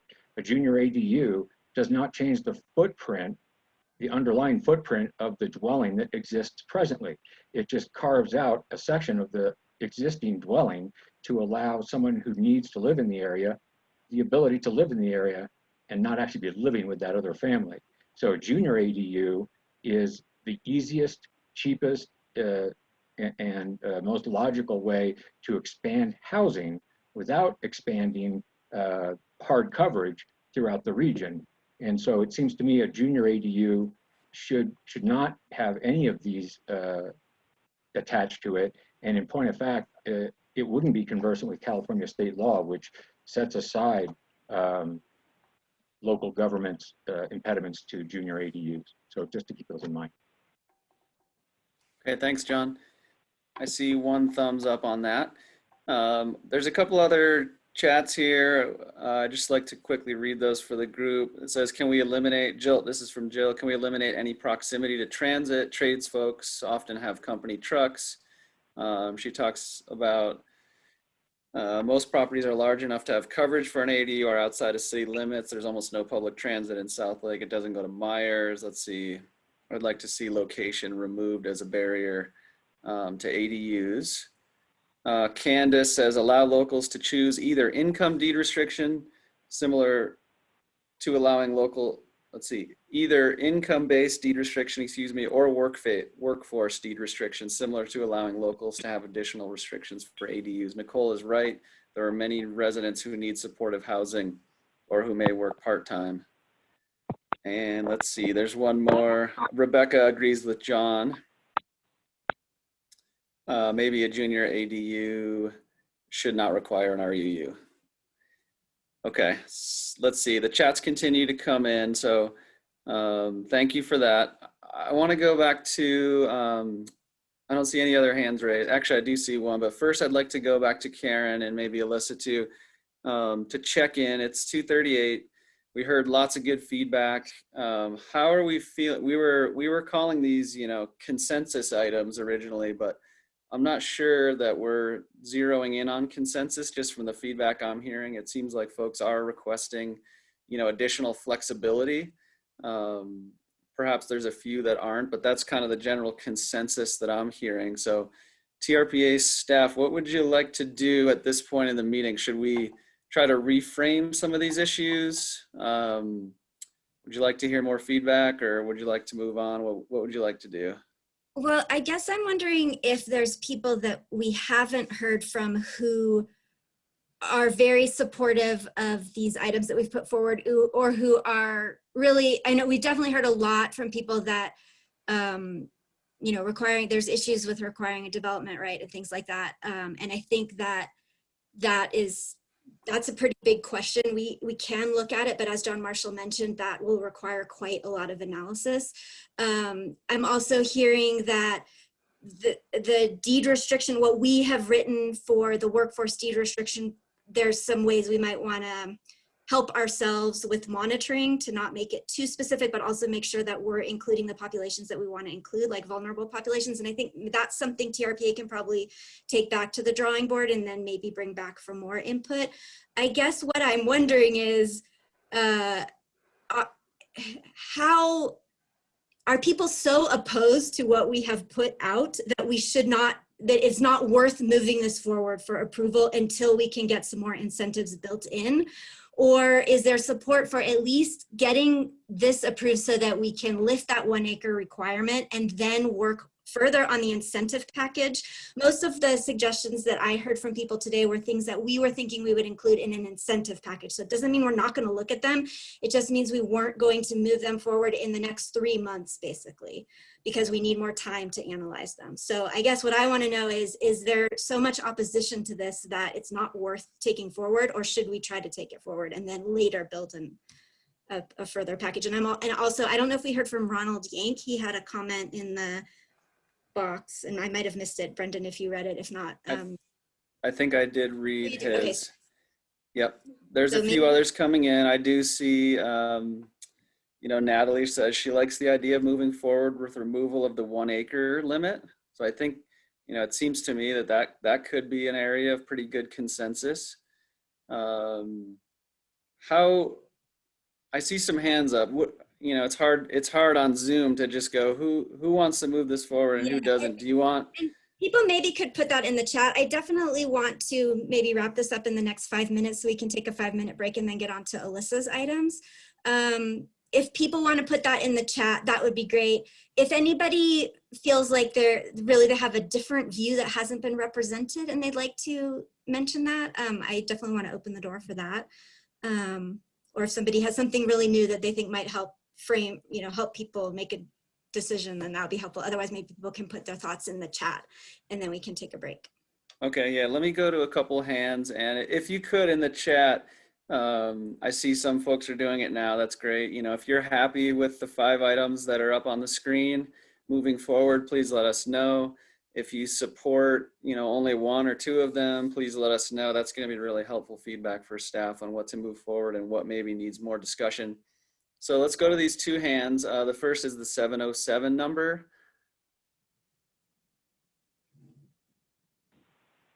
I believe it's *6 to unmute. Looks like you got it. Yeah, okay, it's Catherine again. Number one, I do support moving forward. And number two, I'm not sure how my comment is related. So I'm less interested in a deed restriction, but I would be interested in an ADU that I could use as the owner while, you know, a small, like a studio, while renting the house to local workforce housing. So I was just thinking from vacation owners' point of view, we don't want to use our house year round. We want to use it 4 times a year for a week at a time, something like that. But we want to be able to use our property. So to me, it would be really great to have a studio or a small, you know, something smaller on the side so that I could use it, but not take up a 4-bedroom house for my 4 weeks a year. So that would be my interest in finding a way to use my property with maybe a junior ADU. We would need, of course, a separate bathroom and a separate kitchen, but 500 square feet is all I need. And then that would allow vacation rental owners to give up the greater portion of their property to local housing. Okay. Permanent housing. Maybe, Thanks. Thank I'm you. sorry, is your name Kathy? Catherine? Catherine. Catherine, maybe if you haven't already, would you mind just putting in the chat kind of your thoughts on the proposal as well, and whether you think that would take advantage of? Thank you. Yeah, Thanks, Catherine. Okay, John Friedrich. Hey, thanks. I think there's some really great suggestions here, and I'm just looking at the follow-on comments. My sense is there's support for moving forward as fast as possible, so we don't let the perfect be the enemy of the good and get into analysis paralysis and never get anything started. I think the staff did a great job of putting forth what can happen short term under existing codes and constraints, and then I think, you know, so I would support moving forward to get something on the ground while then going in that parallel track to take in consideration all these reforms and improvements as fast as possible for the second round, but not get hung up on all those things such that it never gets off the ground and therefore nothing gets built. So those are my thoughts. Yeah, thanks, John. Jessica, I see you raised your hand. Go ahead. Yeah, thanks, Brendan. A couple of questions. Karen, has there been any analysis on the existing illegal ADUs in the region yet? Do you know? Not that I know of. I don't know if any of the local jurisdictions have done any analysis on that. Okay. Not that I'm aware of. For Alvarado, yeah. Because I know in Los Angeles, that's something they did substantially. And so we understood like what had to be converted. And that was taken into account just because I know this is part of the next discussion we're going to be having, but the financing is really difficult for ADUs, especially fitting within what banking institutions want to do and how they consider them. The other piece I just want to sort of circle back to is the workforce and not income-based deed restriction. I think overall, one of the, you know, this program has a real potential to impact a lot of these sort of invisible communities that can't obtain affordable housing right now, whether that's people experiencing homelessness or it's people who are undocumented. And with less regulation and not thinking about workforce, this can really target those populations.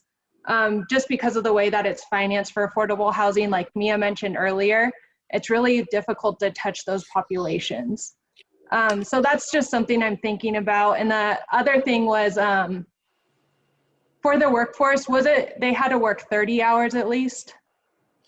If we want to be consistent with Placer County, that's basically what Placer County has proposed. But we should decide if that's appropriate for a region-wide deed restriction. Yeah, just because I think about even teachers' aides that work at the school district, they are not able to work 30 hours. So that would exclude them. So that's just one of those many populations that would be excluded within that. I think it's interesting to think about, but I liked what Candace said too about the choice of either workforce or income deed restrictions. Mm-hmm. Yeah. Thanks, Jessica. Okay, I think we're really getting some good feedback in the chat here. Karen and Alyssa, I think that's going to be really helpful for you. as Yeah, long as we can memorialize all these. I'm not going to go ahead and read them all. There's a lot of good comments in there. yeah, and sorry, we'll be able to download the chat too. I did just see one more comment in the chat that I wanted to quickly address, and then I think we could move on. Sounds good. So I really appreciate people putting their thoughts in the chat. That's helpful. Just one comment that I am seeing is that some people are in favor of lifting the 1 acre restriction and a couple of other elements. We did just want to note that if we do want to move something forward quickly, it does need to be consistent with our growth management system. And so we would probably need to include some of the points that people are considering sticking points. Again, that doesn't mean we can't revisit them later, but to get something on the ground, unless John Marshall wants to add anything else, it's going to need to be consistent with our growth management system. So thank you everyone for putting those in. I just want to alert people to that. Okay, should we take a break then? Yeah, I think a quick break. It's 2:48. What if we come back at like 5 till? Sounds good. So folks can get a drink and use the bathroom, and we'll jump into density next. Cool. Thanks, everyone. Okay, see y'all in a few minutes.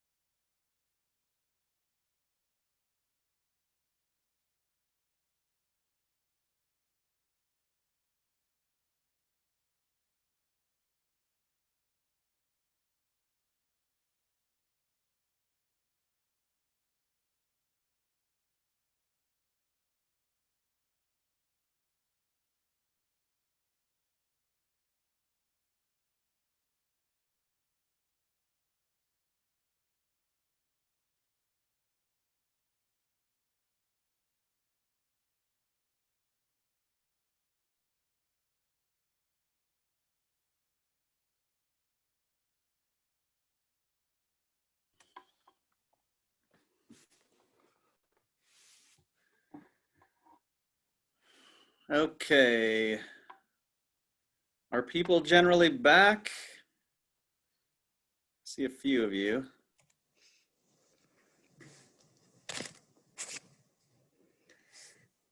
I'm back.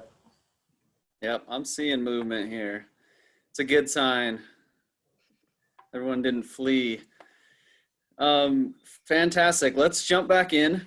Again, thank you so much for all the comments and for filling in the chat. Keep that going. Let's see. I'm going to turn this over to Alyssa now, I believe, to do our density discussion. Awesome. Thank you, Brendan. So we want to sort of switch gears into talking about our other short-term priority, which we identified at our last meeting, was density.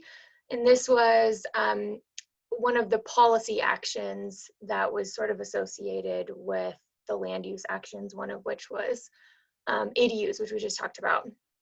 And today, for the purpose of this discussion, we're not bringing any formal proposal to you like we did with ADUs, but rather we're trying to gauge the interest from the working group members on a variety of approaches to density. But before we get to kind of an more open discussion, I want to sort of set the stage and talk about why are we focusing on density? You know, what are some issues with our existing system?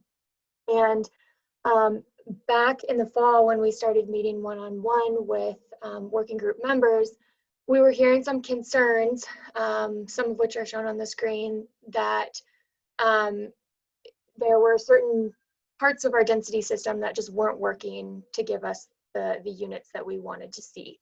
And this was further enforced when Tony Perez from Opticos came to present the missing middle presentation at our meeting, or at the local government and housing committee meeting last month. And attachment B, which was included in your packet, sort of lays out why. And the memo really highlights many of the issues that we heard from the working group members, which primarily we're hearing that our existing density system is sort of a one-size-fits-all approach. And so it's not getting down into the parcel level, giving us what we want. It's really looking at units per acre, and that's too large of a scale. Secondly, in general, we're seeing that our densities are too low for mixed use and to make missing middle housing feasible.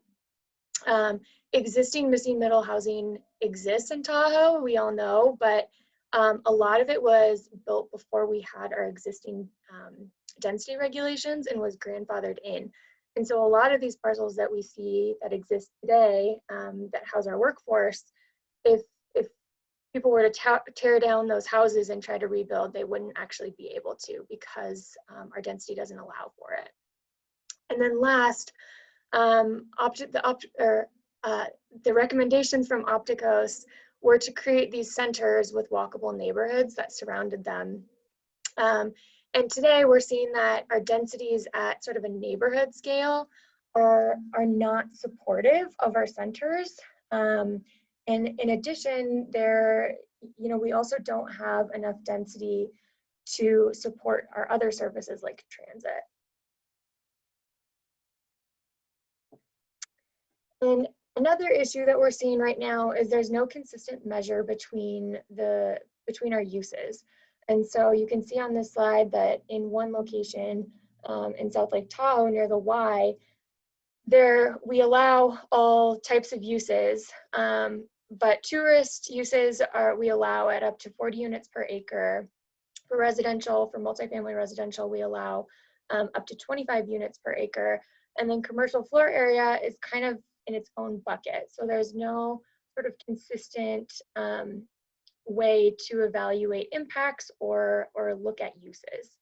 And we've seen a couple specific issues with this, and one being when we went through our development rights process a few years back, we created the ability to convert at a 1-to-1 ratio between these uses. But with the allowable density, it doesn't actually make it feasible to do that, because if you are converting an old hotel, say, to residential, you actually lose units because you wouldn't be allowed as high of density when converting to residential under our existing system. And then another issue that we also identified as an action that this working group would look at was the issue of we're not seeing residential projects within mixed use developments, because it's financially a disincentive, because you can't provide as many residential units as you can tourist units. So by looking at density now, we actually might be able to touch on some of these other actions that we've identified as a more medium and long-term priority.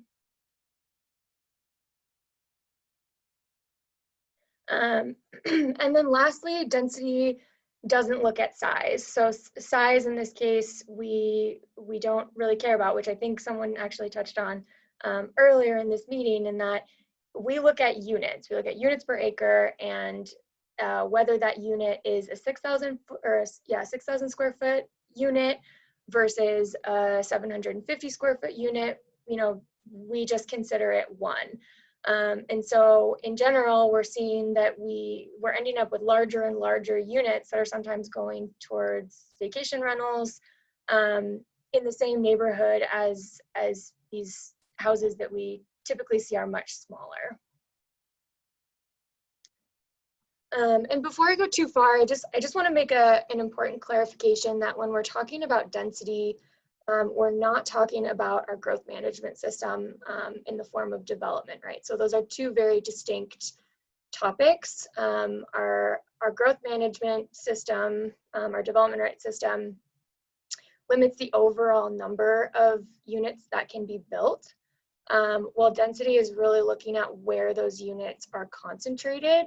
And so when we talk about higher density, it's all within the overall umbrella of the amount of units we're working in. And this kind of came up in our ADU conversation as well. And that's why those residential units of use are so important. We have about a little over 3,000 remaining residential allocations, and that includes our bonus unit pool.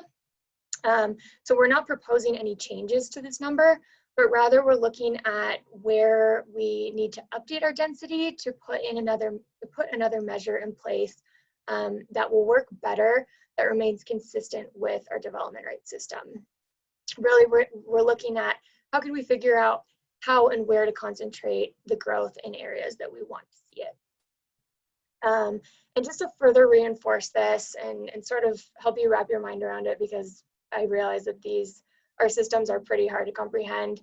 When we were doing our development rights initiative back in 2017, we did an analysis looking at what if we were to lift our development rights system and rely on max allowable density. How many units would that potentially provide?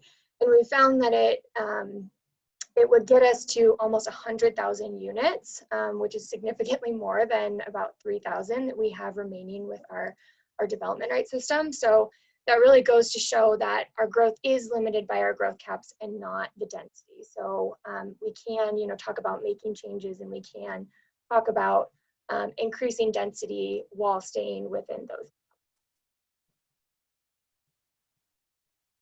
So in the survey that we sent out to the working group members, we asked just one question getting at density at the end. And really we were trying to gauge working group members' interest in these changes regarding density. And we found that there were general support for all of them, specifically looking at these areas like town centers and areas that are already zoned multifamily, and how can we sort of increase density or potentially look at a different way to measure. So getting away from density and looking at potentially these other systems, which I'll talk about on the next slide. And so today we really wanted to just sort of start a conversation with the working group and everyone on this call about density. And we want to use these questions on this slide to sort of guide us. And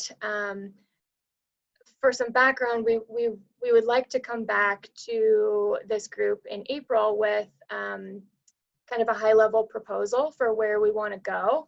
But we feel like we need to have this initial conversation in order to be able to put that proposal together and really help this, or let this conversation help guide us in the next couple months. So I think I'll give a quick overview of these questions, and then I will turn it over to Brendan to help facilitate it. But number one is just where should we be considering higher density? We've already kind of touched on this with the ADU conversation, but this is a little bit more general. In the past 50 years or so, TRPA has gone through a variety of iterations of where we should be focusing on higher density housing. The first was areas zoned multifamily through the plan area statements. And then we sort of switched gears into looking at our town centers through the regional plan. And then about 3 years ago, we started kind of focusing on within a certain distance of transit through the Development Rights Initiative. And so really today, we would like your feedback on whether or not we should be looking at one or two of these areas, or looking at all of them, potentially other areas. I know we've already sort of had this discussion, and it seems like a lot of people are inclined to say that we should make it more flexible, but what are the environmental impacts of that as well? And then the second is how do we redirect housing density in these areas? So kind of going back to the idea of sticking with a consistent density system. We can certainly do that if that's where this group decides we want to land. But there are also other ways to sort of get this higher density housing in areas that we want. And some of these examples are regulating height, size, and mass of buildings, which you would typically see with form-based code. Another example is using floor area ratio, which looks at the building floor area in relation to the parcel size, instead of just this, with our existing density system looking at units per acre. And there may be other examples or other systems that we could pull from. And I want to emphasize that we are still in the investigative phase for this process. And we would really love to hear if anyone has experience with any of these, or feels strongly about using any of these systems. We would really encourage you to chime in. And then number three, we want to understand how this could integrate into the local jurisdiction requirements and standards. So obviously, if we're changing our density standards, that's going to impact the local jurisdiction's area plans. We would essentially be potentially increasing our max allowable density, which would allow the local jurisdictions to do so as well. So sort of getting at, how, and we'd love to hear from the local jurisdiction representatives of how, they see their requirements and standards fitting into this. And then number four, what other information and resources do you feel like you need to make a decision, if any? We'd love to hear that as well. So with that, I think I will hand it over to Brendan to help me facilitate this. All right. Thanks, Alyssa. Good rundown. Let's take these one by one. I guess, do you have a preference, Alyssa? Do you want, if we get someone, do you want them to go through all four? Should we just go one by one? Do you have a preference? I think at least for number one, it would be good to have sort of a concentrated discussion just on that where, and then maybe we can move into numbers 2 and 3 because they're a little bit related.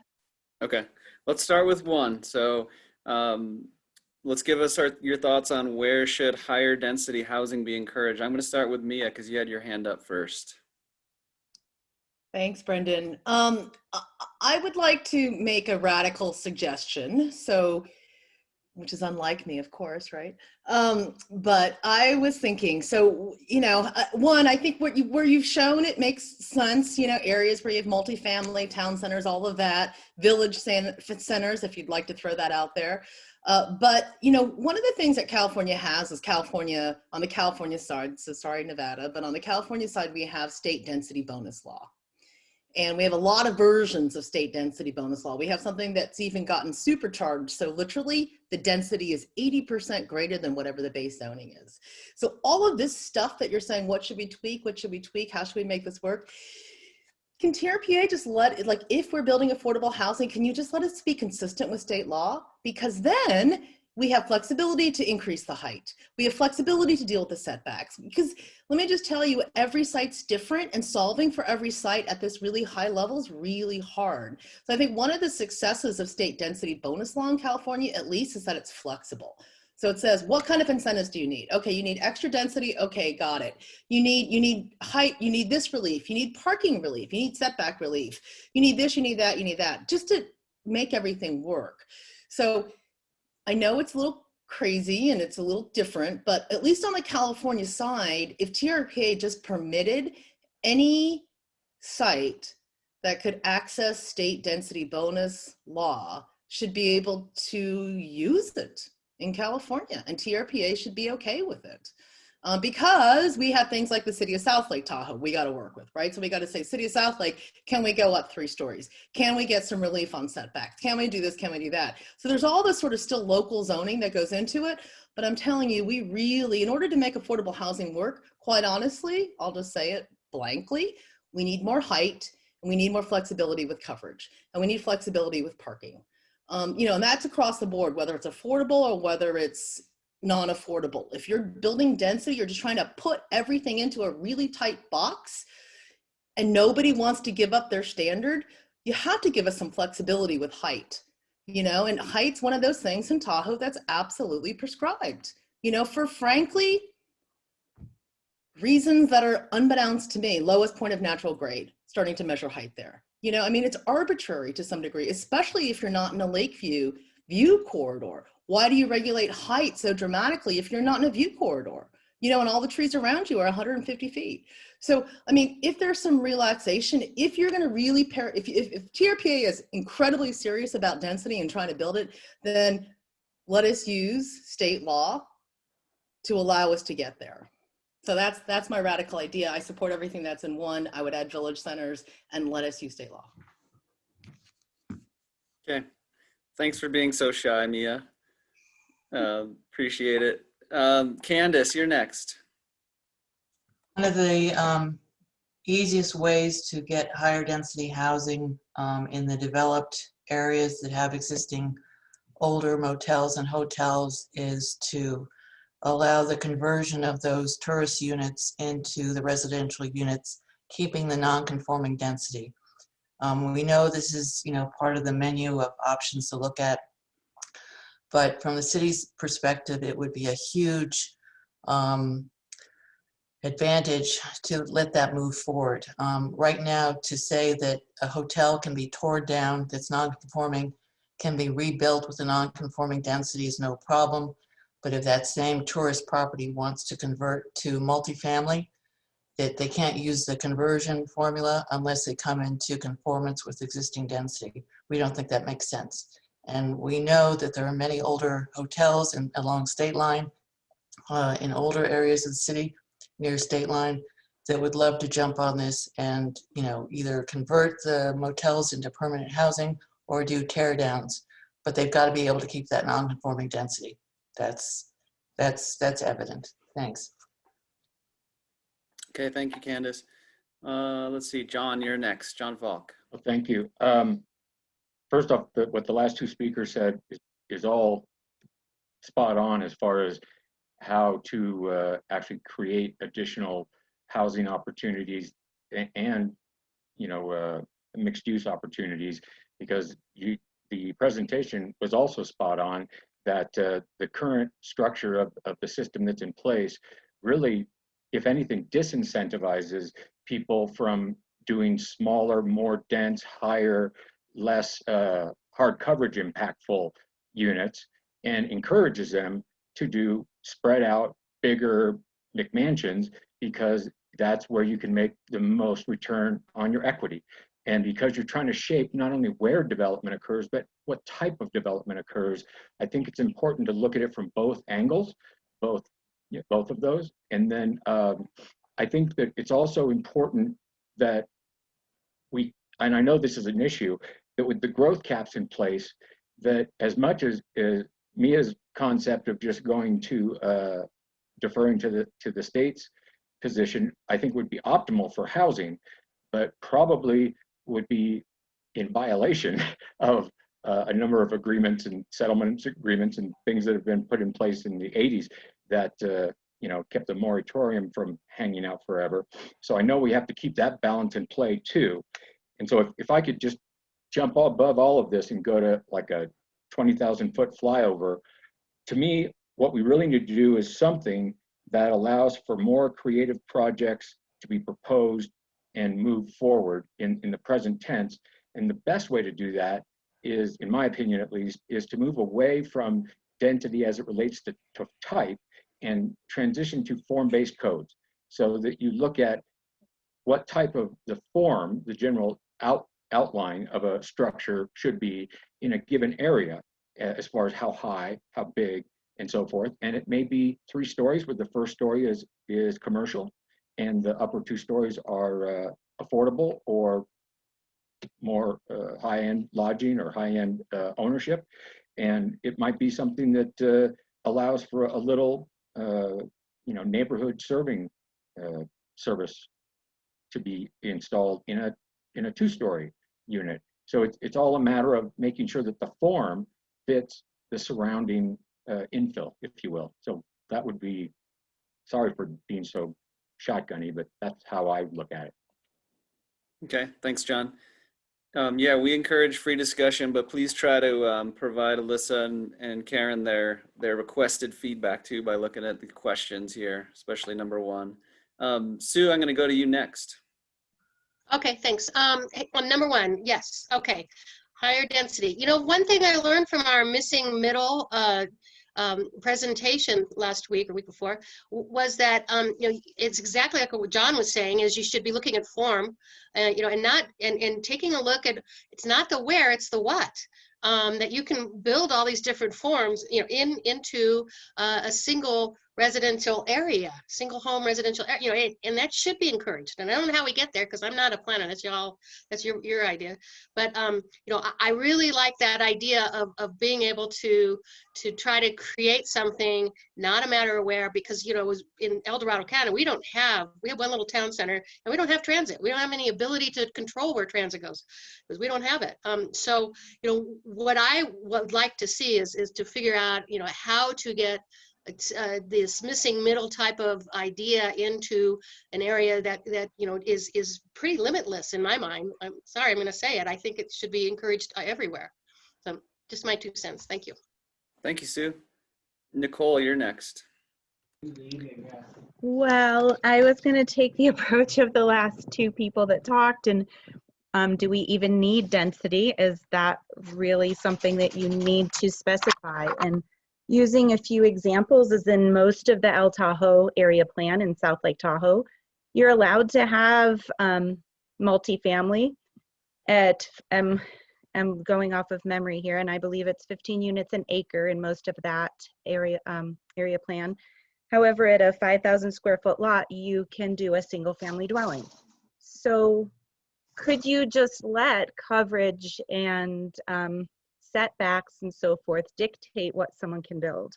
Is that an option within the existing codes and confines that you have to work with? And then on a second example, been working with a developer in South Lake who is trying to build a lot of housing, multifamily housing. And if you're looking at an acre piece of property in an area plan at 25 units an acre, you can't build 25 units.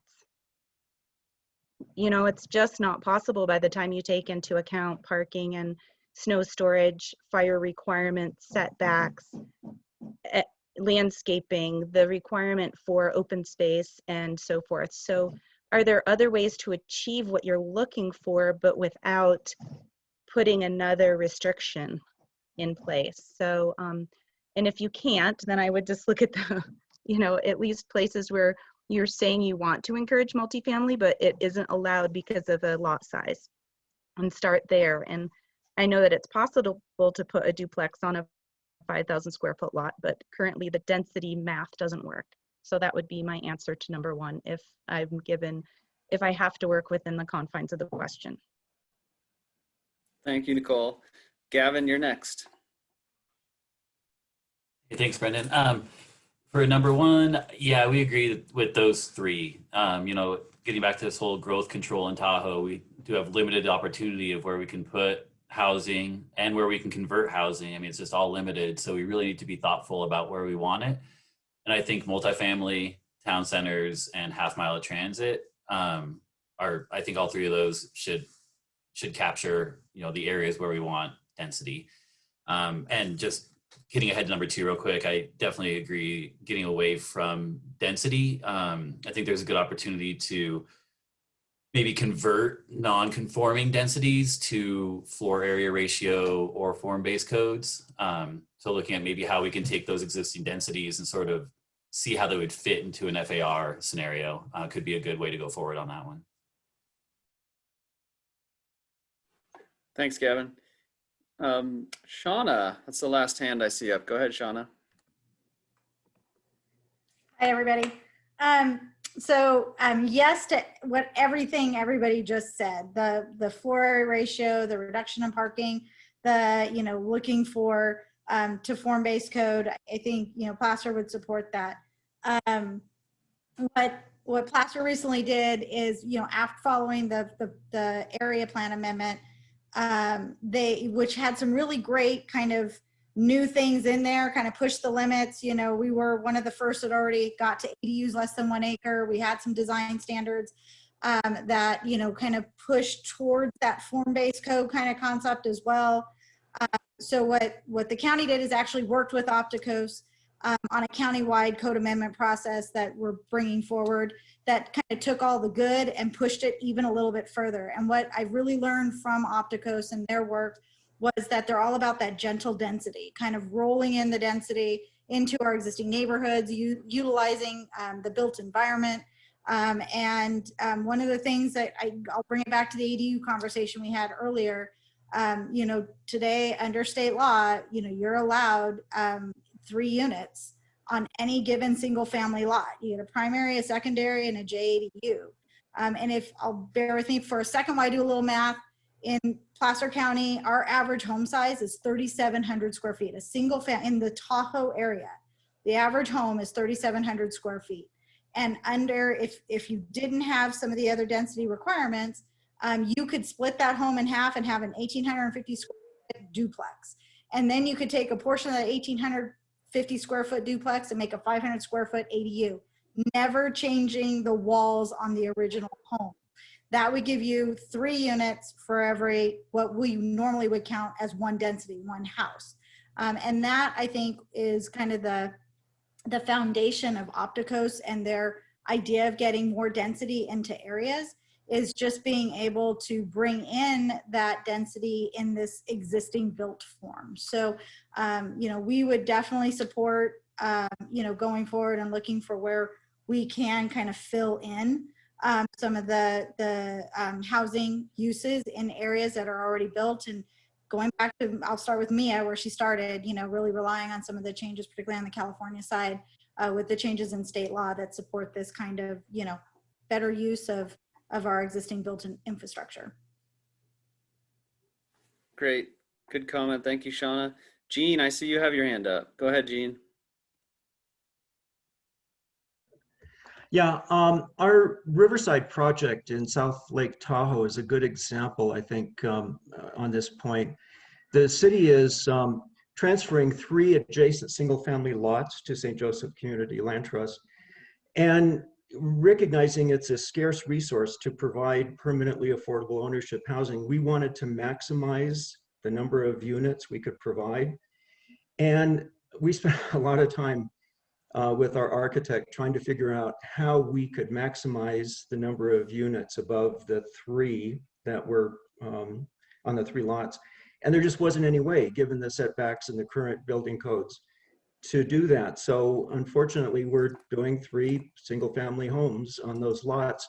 And it's really adjacent to public transportation. It's right next to a commercial area. It would have been ideal to implement the gentle density approach that we talked about recently in the missing middle presentation. So that's a good example, I think, of moving away from strict building code type of criteria towards what we talked about in the missing middle presentation is well worth it. Thank you, Gene. Rebecca, I see you have your hand up.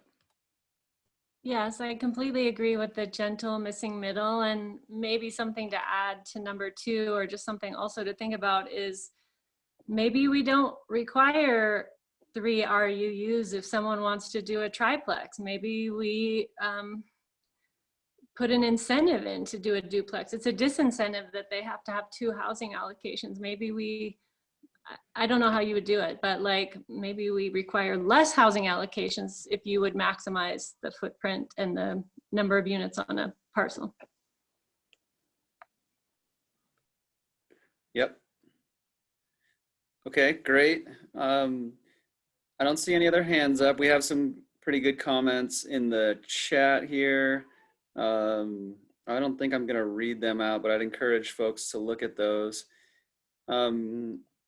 Alyssa, do you want to move now more to a targeted focus on 2 through 4, or especially 3 and 4? We got some feedback on 2 there.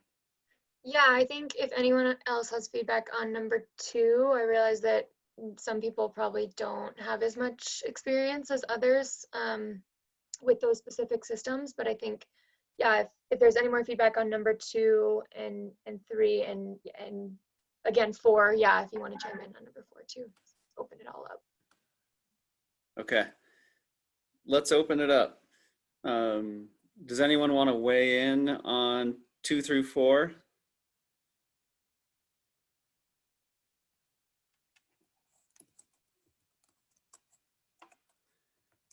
People are getting shy or tired. Okay, Gavin, go ahead. Hey, thanks. I'll just say on number 3, integrating with local jurisdictions, I think parking is potentially, the biggest opportunity here. Looking at parking minimums, what's required for deviating from a parking minimum. I think there's a lot of, because it alleviates the need for coverage, makes things more affordable by design, helps with density. I just think there's a lot of opportunity there. Yeah. Good, thank you. Mia. Yeah, I completely agree with what Gavin just said. Just make it easier to reduce parking then for TRPA, because I know in the case of City of Southlake, we got the exception on the parking from City of Southlake pretty easily, but we had to go through a whole process with TRPA. So if we could remove that process, that would be great. And that resulted in a traffic, an additional parking plan, et cetera. But I also just want to say, again, as you look at density, as I think everyone's talking about, it is so much about the form. So it isn't just so much about the numbers per unit, as you were saying, Alyssa. So really, when we say form-based code, I just want everyone to kind of understand that also really means height and bulk and size and coverage. So really, that really is a whole package. So even though we say form-based code, all of it's on the table. So I just think, and hopefully we can decouple people's protection around coverage. Because quite honestly, again, having designed a couple of projects in Tahoe, 50% coverage minimum is what you need to balance everything out to get the right number of parking spaces, right number of housing units, and it just kind of works. And 3 stories is terribly efficient. I mean, not terrible, very efficient, because you don't necessarily have to put an elevator in. That, a walk up is very doable for Tahoe, and it just really works from a multifamily stacking perspective. So just keeping that in mind. And so really when we're regulating zones, these areas can only get the incentive for height, it really is, it's gonna be everything on the table, because when you think about it, some of these really beautiful homes in Tahoe are 3 stories in height, right? some of these single family homes are as tall as a 3-story apartment building might be, and some possibly as bulky. I was actually really surprised, and thank you, Shauna, for your terrific comments, but 3,700 square feet for a single family home in Tahoe? Wow, that's huge.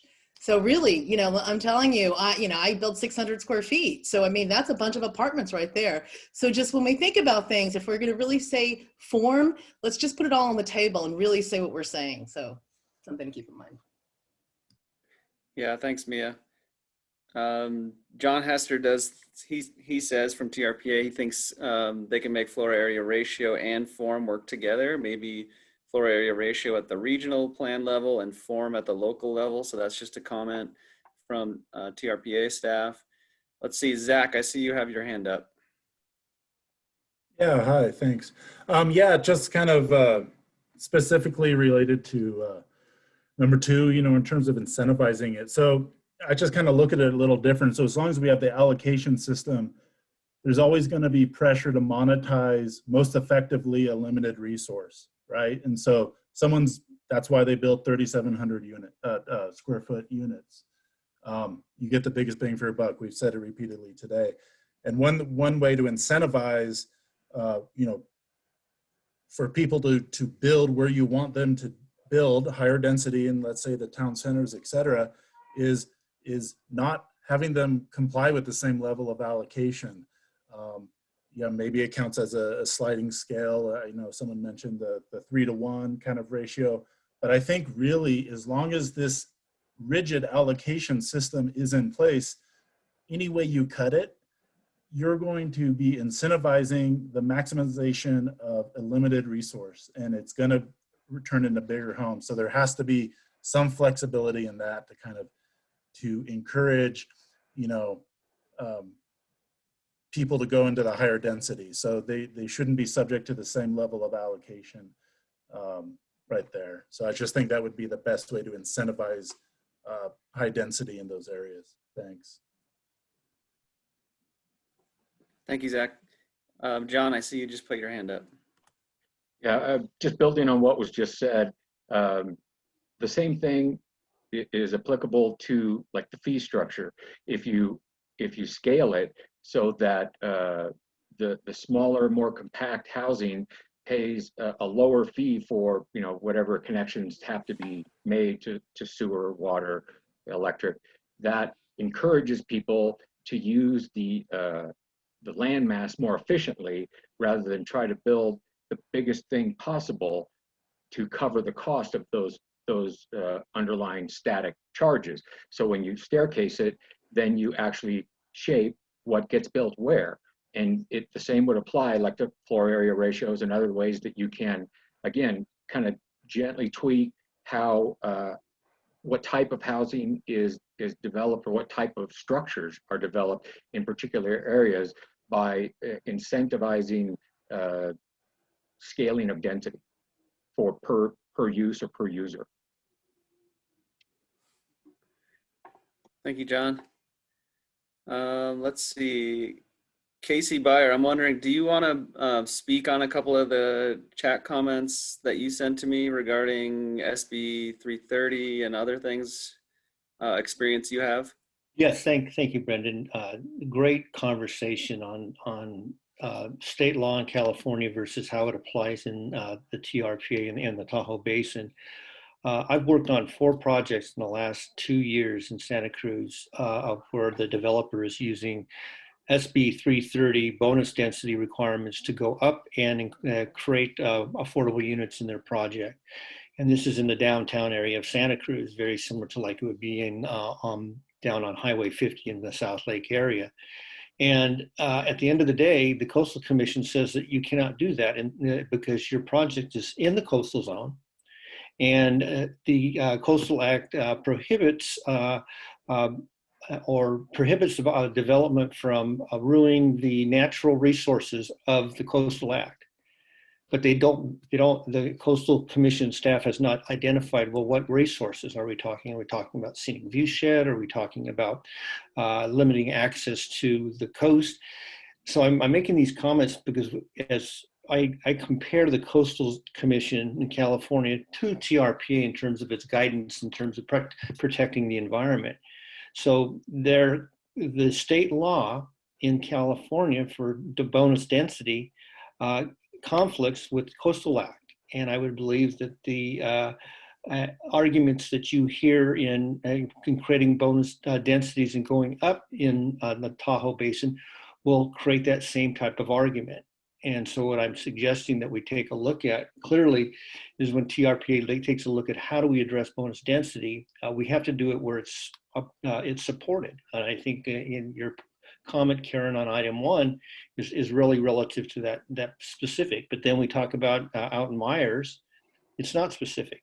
So we have to be very mindful of how we're restructuring the requirements for bonus density access. And it's unfortunate, but the 4 projects here in Santa Cruz, the city council approved them. They met the local coastal zone act, which the Coastal Commission had already approved, and then they were sued. And one project is now 18 months in the waiting for a response from the Coastal Commission, of which they don't have a response. So we get mired in the legal context of what zoning is appropriate for a specific area in the basin.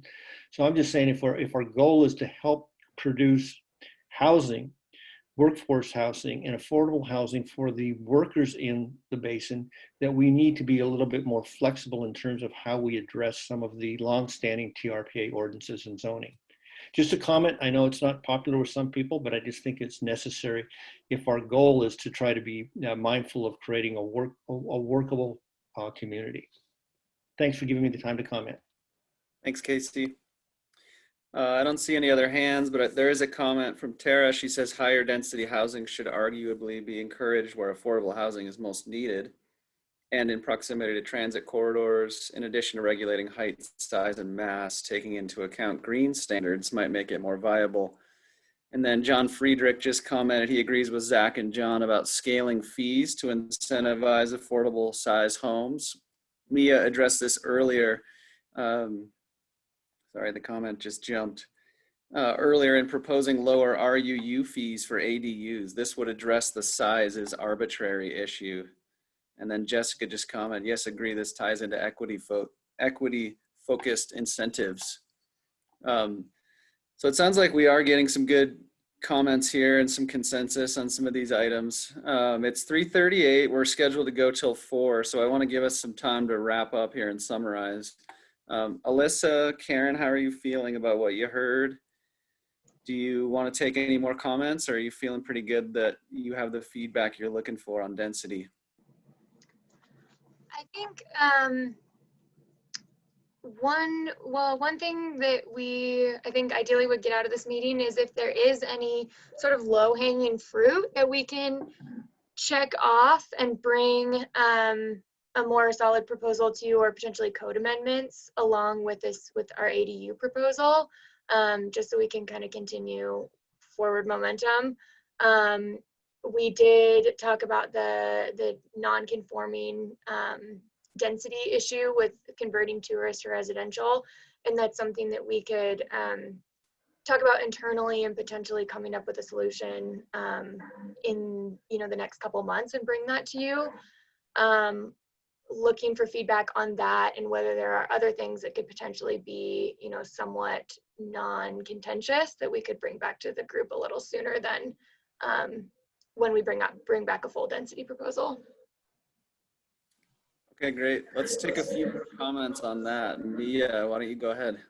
Yeah, thank you, Brendan. I just had a quick point and this kind of came up because we're talking about density and units, or and number of units. It's all the same price, right? So, but we know that there's a finite resource and a cap on X number of bonus units, like 900 units, X, that's it. So to use them for non-conforming uses, to turn a garage into a unit, or to do to extend someone's home. When we think about, like look at a typical Tahoe, South Lake Tahoe home. Maybe it's 1,000 square feet and you can build an ADU, and maybe you can get another 1,000 square feet. You're 2,000 square feet. You're using a whole bonus unit for that extra 1,000. And over there in Tahoe, the average unit for a house is 3,700 square feet, right? So like, but at the same time, if somebody wanted to say, I want to just add an extension to my backyard and not pay a unit, I just want to add another unit because my mother-in-law is moving in. They don't have to get a unit of use, right? They don't have to go buy an RAU. They just have to extend their house. So what's the difference, right? So like, but to take away an entire bonus unit when we have that finite resource to essentially extend someone's home when quite possibly that's already built into what's already allowed. That I'm just wondering, to use such a finite resource for an ADU, to me, ADU shouldn't have to get a residential unit of use. It should somehow be grandfathered because again, in California, state law, if we just say California state law, you know, state law, you wouldn't have to buy that. It's an equity burden. If you're a private owner and you want to build a house and you're in state law and you're like, hey, California state law says I can go do this and the local jurisdiction is going to let me do it, except in TRPA, where the rich, maybe that's not an issue. $25,000 to buy it, that's not an issue. But for the average Joe, it's an issue. So I'm just, and you're removing this finite use, right? Because if you only got 2,200 units left, that's it, that's all you got, right? And do you want to use that to extend, give someone an extra 1,000 square feet so grandma can move in? Or we can, have, the college son move back. So like, yes, we need all of that. So I'm saying we need all of it, but just don't take it away from this really tight resource that we have that frankly could build a bunch of units, right? So I just want to put that on the table. I'm not saying right or wrong, but just please think about that because there's so many dynamics at work. And just remember, California, it's all permissive. We can do all these things that TRPA says we can't do. But we still are on the California side of the law. Everything else counts in California law. Like if you're arrested, in California for breaking the law, you're arrested. If TRPA has a different law, it doesn't mean you're getting out of jail. So it's just, just think about that. Again, sorry, just want to put that out there. Thanks, Mia. Anyone else have a comment on, low-hanging fruit, easy consensus item, something that TRPA can bring back to the group on density? Hey, Let's Brent. see, John. Probably. Oh, go ahead, Emily. Then we'll go to John. It's probably not low-hanging fruit, but it's very related to this topic. And I think if we can really designate where we would like to see the higher density or multifamily type of uses and where they really feel like they fit, they're appropriate. And if we can get to standards about height and size and massive buildings, then I'm wondering if we can eventually get to a point where we also remove the conditional use permits for those and work with the local jurisdictions on that. Because it's really the neighbors who come out and the NIMBYs who, they shoot down a lot of projects. And it just adds a lot of money, a lot of time to these projects that, could really be the same size as like 2 or 3 single family homes. So that was my additional comment on that. Mm-hmm. Thanks, Emily. John, go ahead, please. Thanks. My idea sounded much more brilliant and coherent before I actually started saying it. But I think if there is perhaps one item of low-hanging fruit that could be pursued in the short term, that three-month window that you're looking at for the ADU issue, and it also relates to the ADU issue as well, is looking at non-conforming uses, not just from an ADU perspective and bringing them into conformance, but also just from the overarching density perspective. If you had a plan in place that would perhaps provide the outreach to get people to look at new and creative ways to use the existing structure in a way that's allowed rather than, done as an unspoken usage, it would be preferential, both in terms of safety and compliance with standards, and it would also then ensure that we actually create housing that's recognized. Thank you, John. There does seem to be some coalescing around this notion of non-conforming. John Hester says it's not limited in terms of conversion from hotel rooms to residential units. Candace says, yes, allow conversion of development rights with non-conforming density. Gavin says, what about allowing hotels operating as SROs to convert to residential at existing non-conforming density? and see how it goes. Let's see, Mia said, in Kings Beach, we were grandfathered and allowed to keep the non-conforming density of existing motels because we deed restricted. Candace said city code has a section to allow conversion of motels to residential units with non-conforming density. So it sounds like we have perhaps some good agreed upon feedback there, Alyssa. Perfect. And then I think Karen has a question as well. Karen, Yeah, you want to chime in? I just wanted to follow up on Emily's proposal a little bit. When Emily, you were suggesting that maybe we kind of look at, it sounded like you were saying maybe look a little bit at the forms that we would want to see in certain areas. And I guess my question for you and the other local jurisdictions is, what's like, how much effort should TRPA be putting into specifying those forms or that kind of bulk and mass envelope? Or do you guys at the local jurisdiction, are you guys already developing that? Like, that's just what I'm trying to understand. How much should we be doing that at the regional level, and how much is that really a local effort, as long as we kind of have like a larger envelope specified? Yeah, I mean, that's a good question. I think and maybe Shauna can weigh in too, but we certainly can do it at the regional or the jurisdictional level. As we all know, it takes a while to go through the process of an area plan amendment.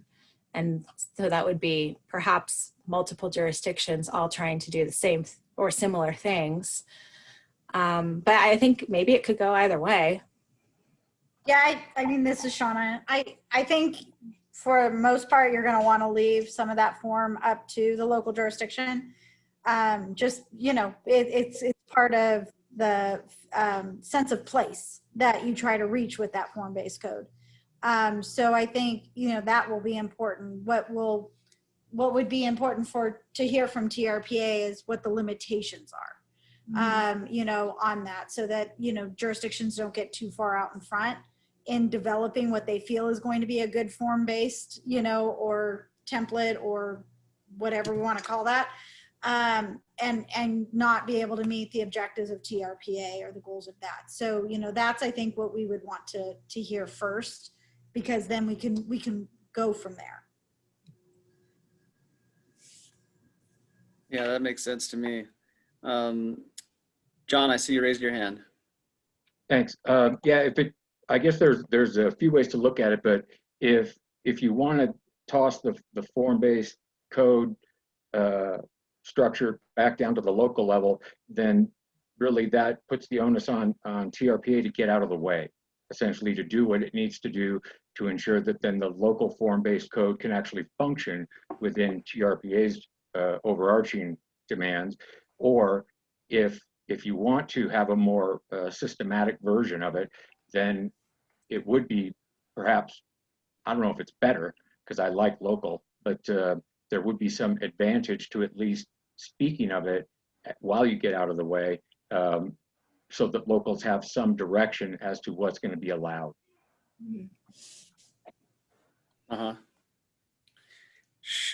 John Hester has a question for Shauna and Emily on what you were proposing there. That he asked, do you think we could use floor area ratio to set the envelope?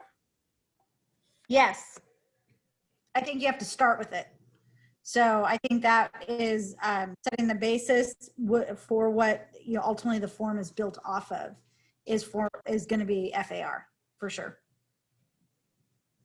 Great. Okay, I think, you know, it's 10-4. I think we got great feedback. Karen, do you want to try to summarize and wrap up a little and talk about next steps for the group? Are you going to do that, Alyssa? I can summarize this discussion, just quick high level of what I heard. For number one, it sounds like people are more, they're more in tune with the more flexible location. So certainly looking up areas that are already zoned multifamily, but also including town centers and within a half mile. For number two and sort of number three, it sounds like in a lot of cases, density, our existing density is not actually the issue, and rather it's more the other requirements like coverage and setbacks that are the limiting factor for what people can build. And so it sounds like maybe we will in the next couple months look at how we could potentially incorporate floor area ratio and work with the local jurisdictions to implement whatever system works best for them, whether that's form-based code or something else. They just need to know what we just need to set the kind of the general umbrella of what they need to work within. I think that kind of sums it up. Karen, if you want to add anything. I don't have anything to this discussion, but I can just go over the next steps, the timing, and just quickly touch on public outreach. Alyssa, could you go back to the timing slide? It's kind of in the middle of the presentation, actually.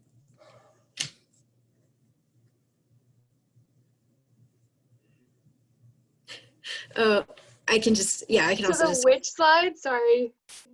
It's at the end of my slides. It's like a timing, it just has a couple of boxes. Yeah, here we go.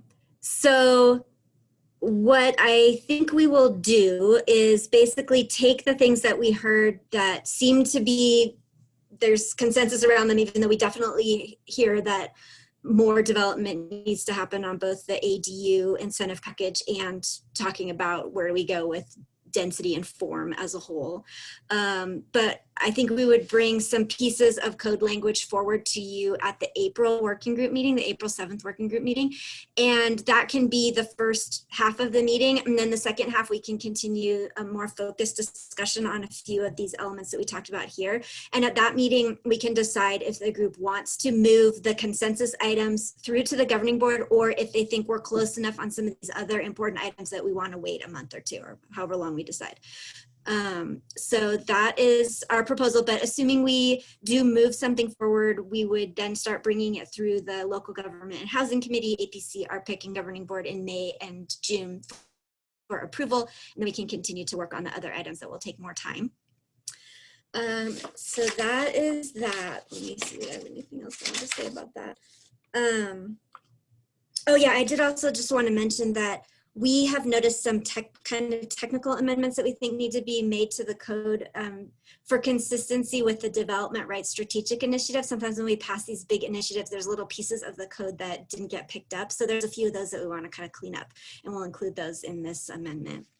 And then if you want to go to the public outreach slide.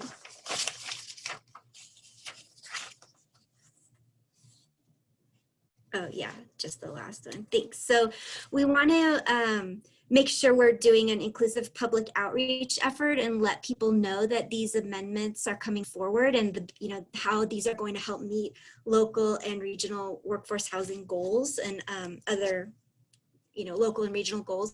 So since they do have both local and regional implications, we were thinking it would be ideal if we could really partner with the local jurisdictions and some of the other representatives here, like Mountain Housing Council and Tahoe Prosperity Center, on messaging, and maybe send out some dual or like press release that points out sort of the regional benefits, followed up by some local outreach as well.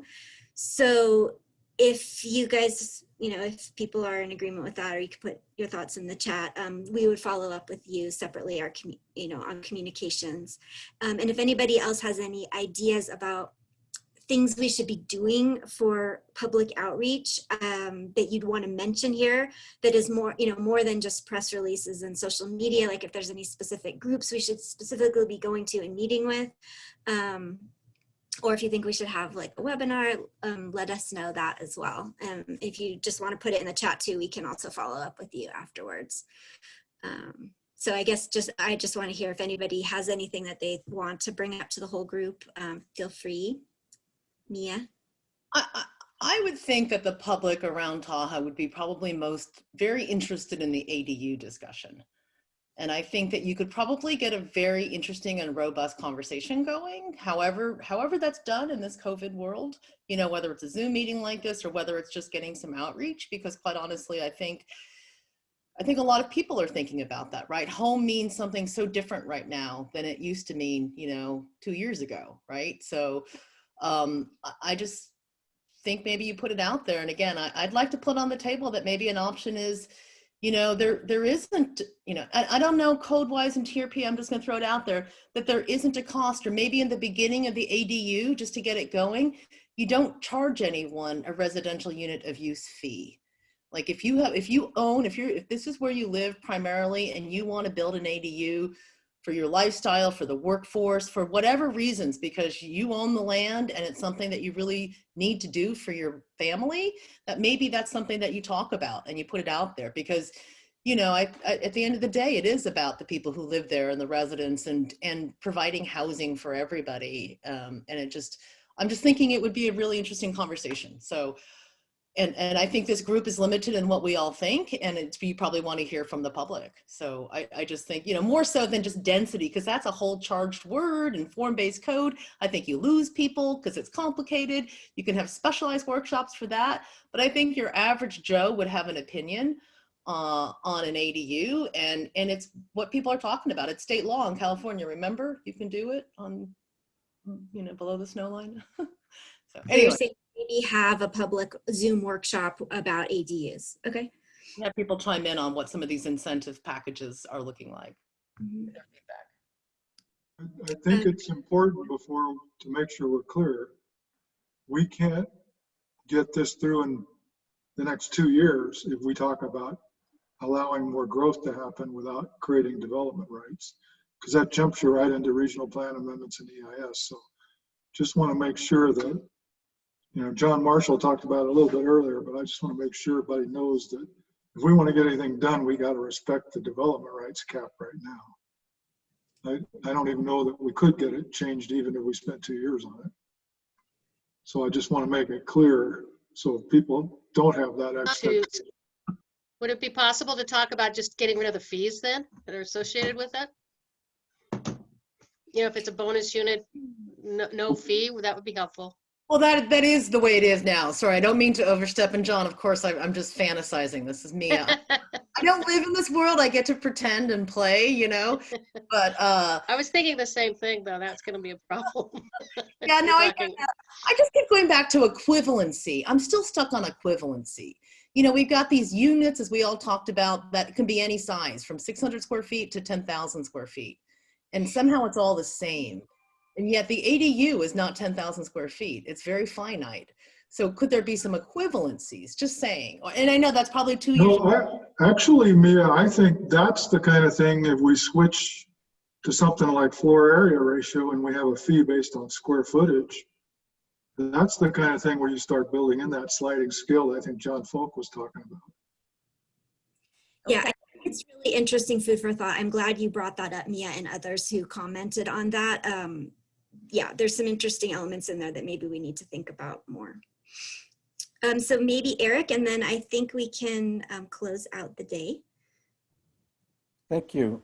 It's been a great discussion. I've been quiet all day, but I've really soaked it up today. Thank you so much for putting this together. I would like to leave with a comment on the public outreach, especially the local outreach. All of us have been partaking in this particular group's work for many months now, have had the pleasure of many complicated and intense discussions about sometimes minute details or technical issues like we did today. So very complex and in-depth discussions that go on for a couple hours. And we've been doing this for quite a while. And my concern is that at some point, if any of the things that we come to believe here in a consensus nature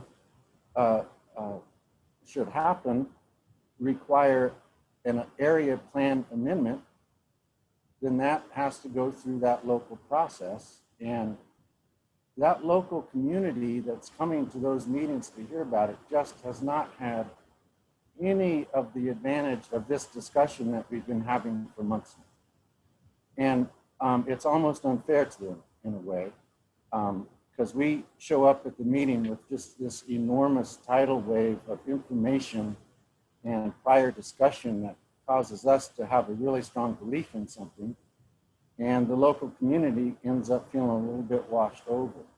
And I apologize, I don't have an answer to that, but I think we need to really make sure that if we believe strongly in something, if we spend all this time and effort to come up with a couple of solutions that we believe in, then we need to put in the time to figure out how to communicate that when it comes to the area plan update amendment, if indeed that's necessary to implement any of our ideas.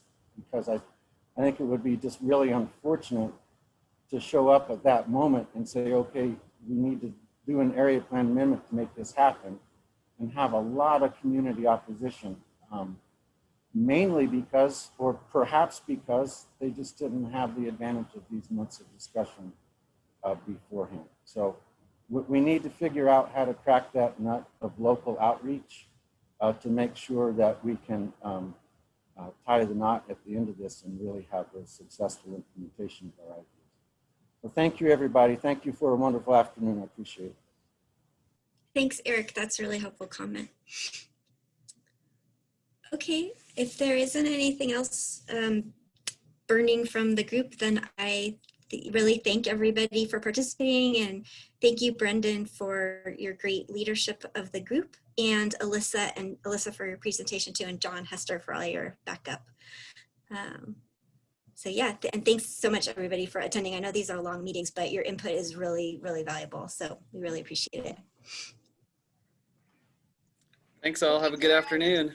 Thank you, Brandon. See you later.